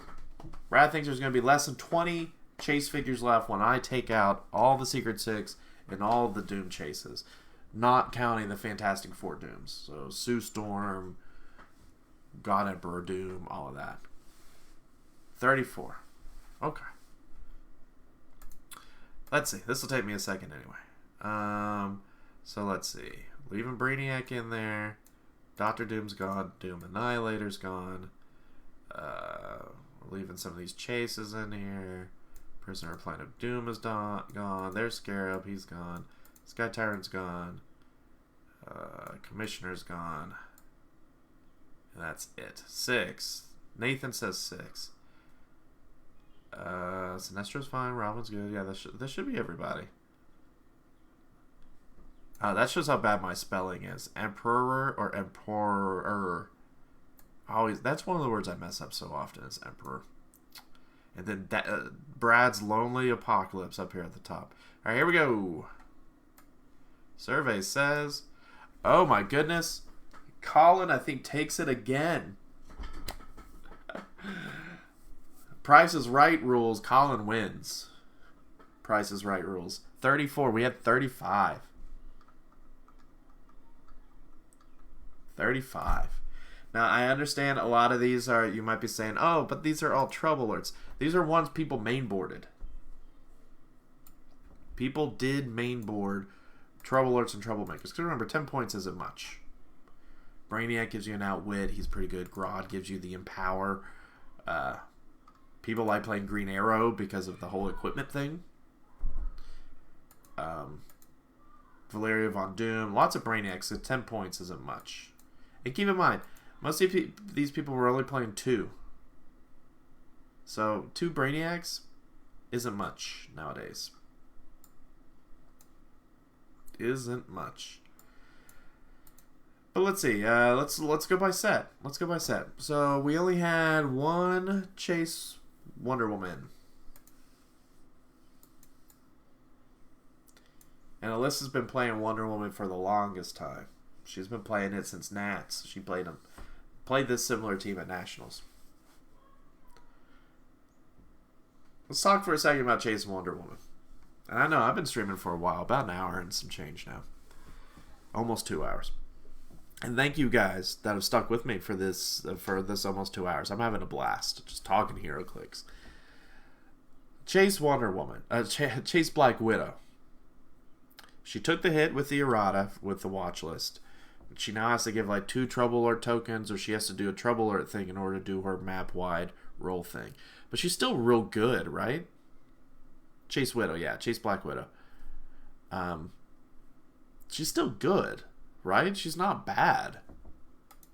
She's still real strong. Like, good dial. Sure, you have to do the tradecraft for the roll thing, but the roll thing I always felt with her was kind of an extra. Like, I didn't play her for that trait where your rolls can't be 10 or more or whatever. Like, I don't play her for that. It's just kind of like an extra freebie. Like, you play her to pop out Widow's recruits, and you play her to get rid of people's powers. And saying you only get the powers displayed on your dial. She's still great dial for 100 points. Really hard to kill. Keywords. Avengers isn't what it used to be. Spy isn't what it used to be. Well, Spy was never good, to be honest. Even back when Chameleon was a thing, Spy was never a good thing. So I think she's got to the point underrated. She was so strong. Once again, we were talking about meta fatigue. She was so dominant for just a bit. Very short time span. Because she didn't really have a good coming out party. Because we were in the midst of lockdowns everywhere. May 20th, it was 27. I remember when she came out, people were concerned, can I go to Target to try to get her? Like, am I going to risk making my way to Target to go inside? Because Targets weren't letting people inside generally. That was when they started opening things back up. And then she, when we were hitting all those tournaments in the summertime, she started making splashes. She started being good, and then she got a little too good. And that's why she was watch listed. But she hasn't hit that same thing. I don't think the watch list crippled her. I think fatigue just set in. But she has room to come back, I think. Because if you look at some of these bigger pieces, she instantly nerfs Scarab, right?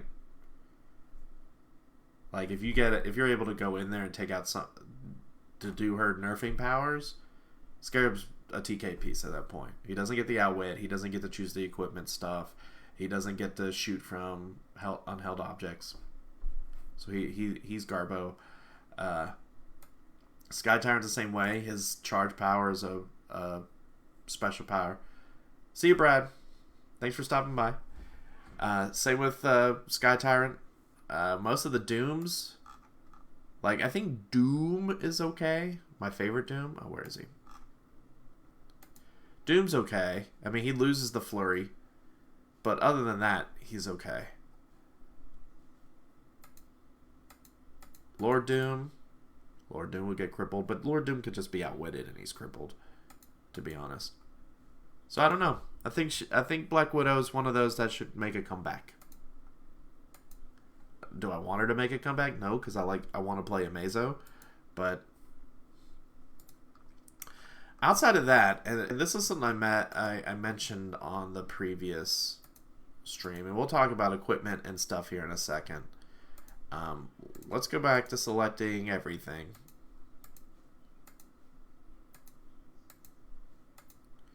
Out of all the pieces, over 100 points. I mentioned this before. Our 10 pulls dead. In this tournament, we saw 19 figures that were 100 points and more. These were all unique teams. So 19 teams played a figure that was 100 points or more. If you take out the 100 pointsers, because there's a lot of them, you got 8. 8 teams played a figure above 100 points. Tent poles, if you will. And here's the worst part. 3 made cut. 3. Dan and Sam did not make cut with Darkseid. With some bad luck, I understand that. Ultra Chase Thanos saw some play. Emily was bold enough to play Omega. I don't know if Emily's watching, but Emily, you were bold enough to play Omega. Thank you. I always thought Omega was underrated. Amazo saw some play. Onslaught, we talked about earlier. Yeah, I agree, Paul. I think stealth is great right now. Stealth can protect you from Scarab. I think they don't have improved target hindering, right?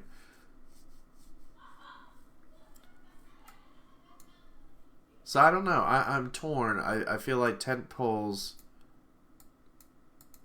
You know, we hyped up, and I'm guilty of this as well. I hyped up tent poles. I hyped up after House of X because we got so many good ones. Omega, Prime Vulcan, Apocalypse. We got quite a few different tent poles that I thought were good. And then we even got the change to Pulse Wave, which made tent poles even better. But there's just too many actions out there. Too much Alpha Strike and Secret Six to where they could come in and just shut down tent poles really easily. And James, you're right. I will say this: the stealth nerf isn't as bad as people think. Like, sure, now I can base you and outwit you, but I don't find myself basing people to outwit them generally anyway. I either play a piece that has improved hindering to outwit, like Danger Room Sinister, or I'm just not playing outwit. Because most of the people with outwit are support pieces that I don't want to base you with anyway. Like, if I'm basing you with Felix Faust, which I guess he has the placement thing, so he might be an exception. If I'm basing you with, shoot, I don't know, some other outwit piece, most outwit pieces are support pieces, so I don't want them based. So I don't think it's that big of a nerf, I understand, but I think stealth is still in a good place. I think, at least. So yeah, I'm interested to see about tent poles. I'm not a fan of Darkseid in the current meta. I'm okay about Onslaught because he does free stuff. I don't know how Null did so well, to be honest. I guess because he was just so hard to kill, and no one is expecting Null. Like, I honestly don't know how he did so well. Like, I get it, shape change, but it exceeds on a 4 through 6. Maybe they just missed a lot of attacks. Or, I mean, Michael could also be a really good player. I just didn't see the Null team happen. Mazo, I'm not surprised because there's only one Black Widow team. That's his biggest nerf. And if you're anybody asking, Spencer played him without his team up cards. I think he did Galactus on a Mazo and then had some other pieces that he could just copy powers from. And Ultra Chase Thanos is pretty good. So let's talk real quick because we're wrapping this up. I know I've been going for almost 2 hours. Let's talk equipment. I don't think anybody's going to be surprised by how much equipment's out there or what equipment was actually played. Hold on, wait a minute. Out point costs. There we go. Whole lot of equipment.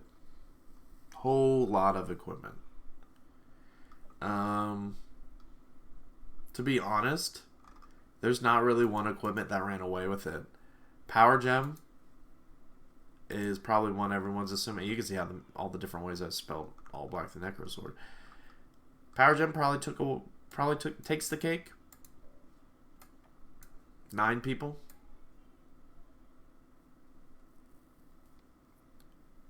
That doesn't surprise me.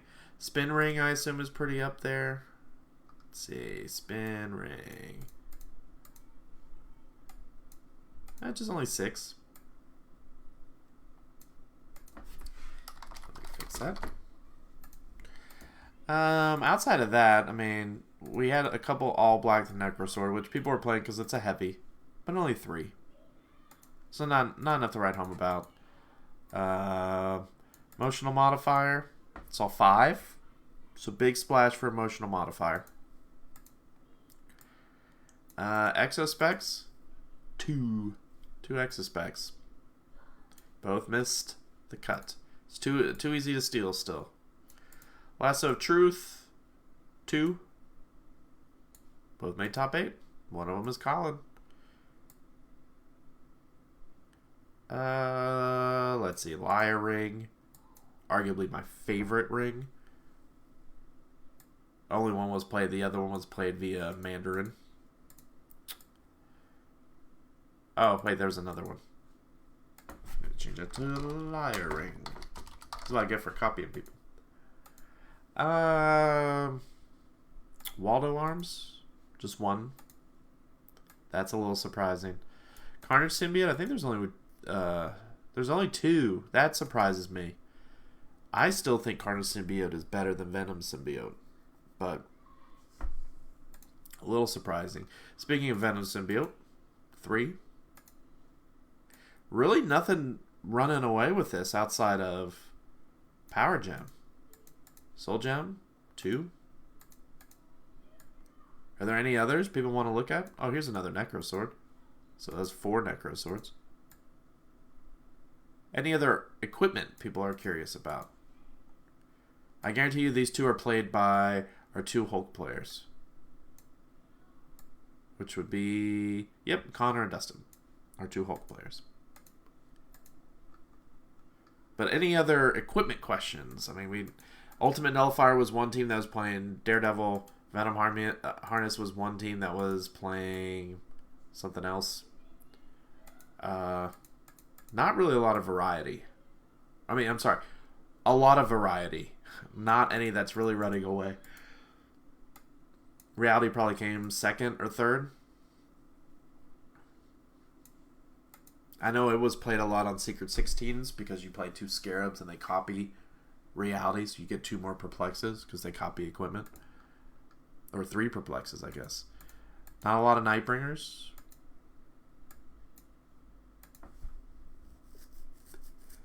Quiet crowd after Brad left, guys. Quiet crowd. If you guys are sitting here just listening to me while you're jamming out to something, or I'm in your living room while you're eating dinner or something, hi. Hope you have a delicious dinner. Time Gem, just 1. So lots of variety. But I also wonder how much of this was because of people being scared of Scarab. Which we only had 8 Scarab teams. 12 Scarabs on 8 teams. 8 out of 59 or 60? Or 59, we'll say 59. You had a rounded up 14% chance of facing a Scarab.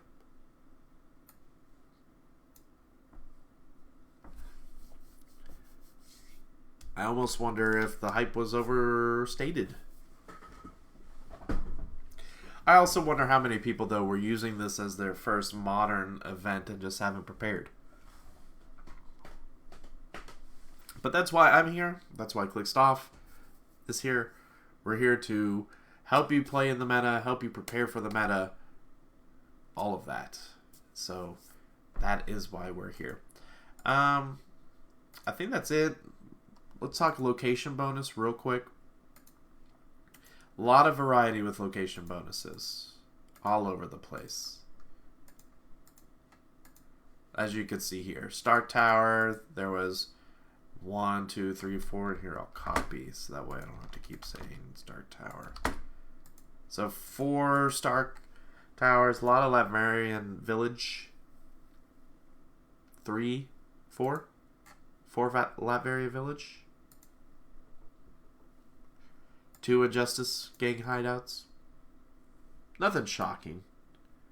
I love location bonuses. I hope they keep it up. Because it's probably one of my favorite. I like little 5 point, 3 point, 10 point things that could just fill teams. Because that's usually what I'm left with. I built my team out to 280. So I'm like, alright, I'll throw 2 rings on there. And Latvian Village and the WWE ring or something. So this doesn't surprise me. I figured Latvian Village was going to see a lot of play because it's very good. I'm honestly shocked at how much Iron Avengers there was. I don't know if anyone is here that played Iron Avengers. That was Matt Esbrook, Spencer White, Loyal Miller, and then Sam. I don't know if anybody actually won map and rolled for the Iron Avengers. We're losing it. So that's a good question. How many of these do we lose? Because we lose a lot of maps. A lot of location bonuses are going away, guys. Which is kind of sad. We're losing 1, 2, 3, 4, 5, 6. 6 of these are going away out of the 17. So it's a little sad. I know Tyler's going to be real sad with Iceberg Lounge going away. He loves Iceberg Lounge. I'm going to be sad a little bit to see Iron Avengers go away. But other than that, no, I mean, nobody's playing the Wakanda map anymore for the reroll on the Super Senses, which is a little shocking. And then Gotham Waterfront. I know people are doing that for the objects, I believe. Who played that? Dustin did. So I assume that's object base. Because I think he was playing Monster Theme, and that gives you an object, I think, for Scarab to shoot through. That's my guess. But yeah, that's my general breakdown, guys. I'm going to clean up this document, and then I am going to put it on the Heroclix for Huntington's webpage. So if you don't know where that is, heroclixforhuntingtons.com. We're going to keep it up forever, hopefully. What percentage of the field was themed? I could not tell you that right off the bat, because that is not something I actually kept up with. Good question. We had 60 players. Maybe I could do it real quick. That might be hard to do. Let's see. Dan was themed because he was Cosmic. Adam was themed for Justice League. Alyssa was not themed too. Yeah, that's going to just take too long for me to go through. Anthony was themed, so that's 3, 4, 5, 6. No one would play that team if it wasn't themed. 6, 7, 8, 9, 10, 11, 12, 13, 14, 15, 16, 17 because of Morgan. I think he was a scientist, so 18. No.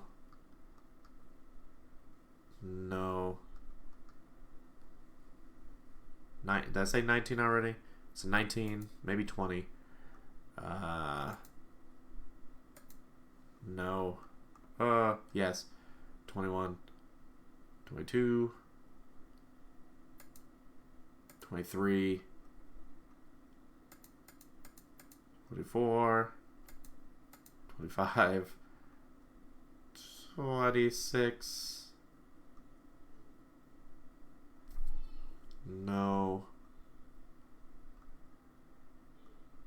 That may be Soldier, actually. Nah, we'll say no. 27, that looks like Cosmic. 28, 29, 30, 31, 32. No. 33, 34. I'm this far, I might as well finish. 34. No. 34.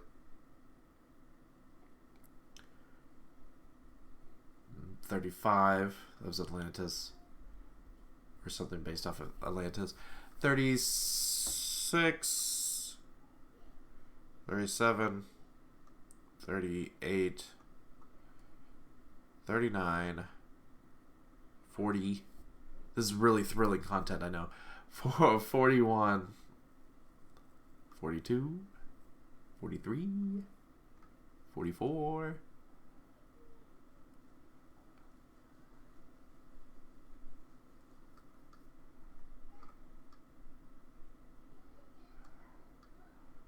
44.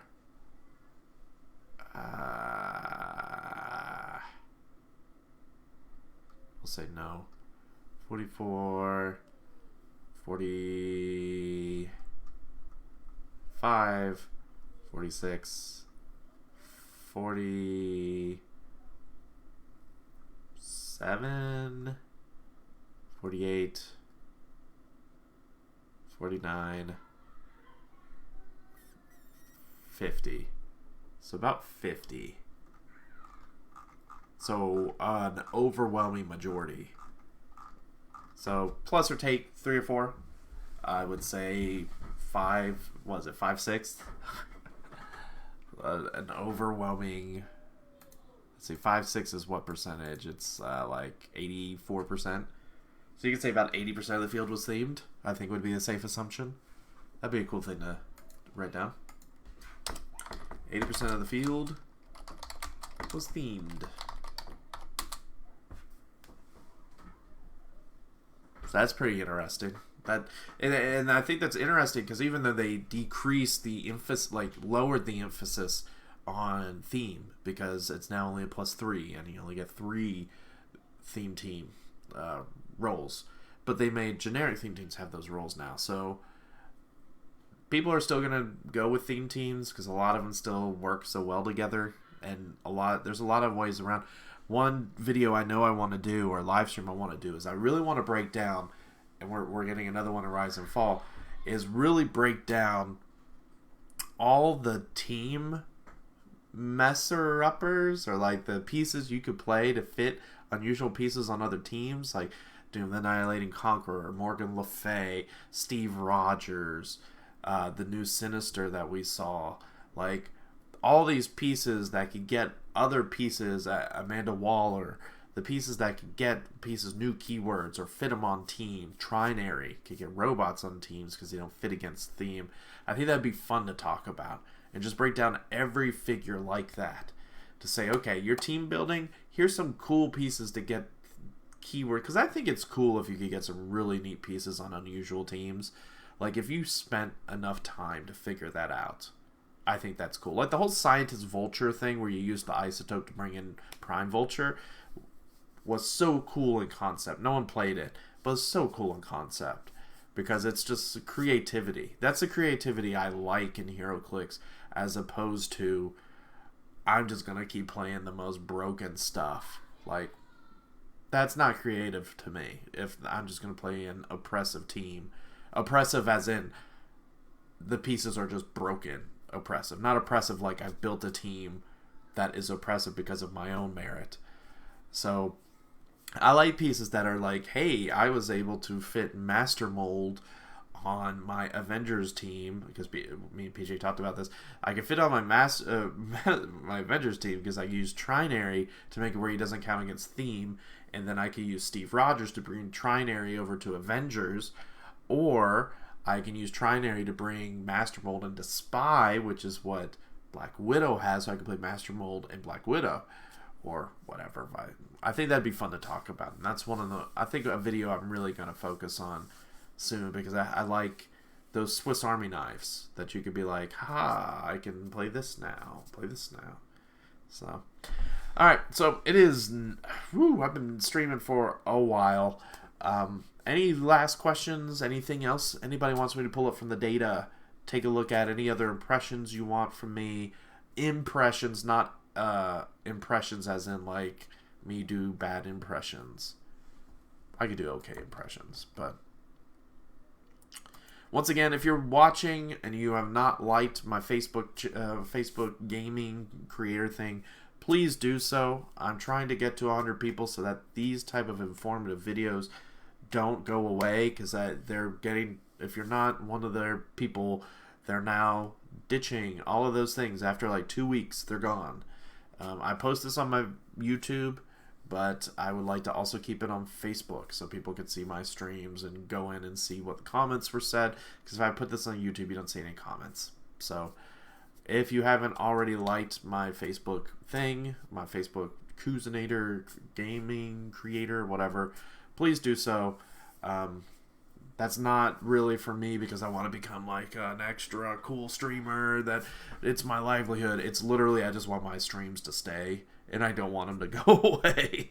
I would prefer them to stay on this, but I have to archive some. So thanks, Colin. Thank you for being there, James. Thanks for, and you guys, I know both of you played in the tournament. Thank you guys for playing in the tournament.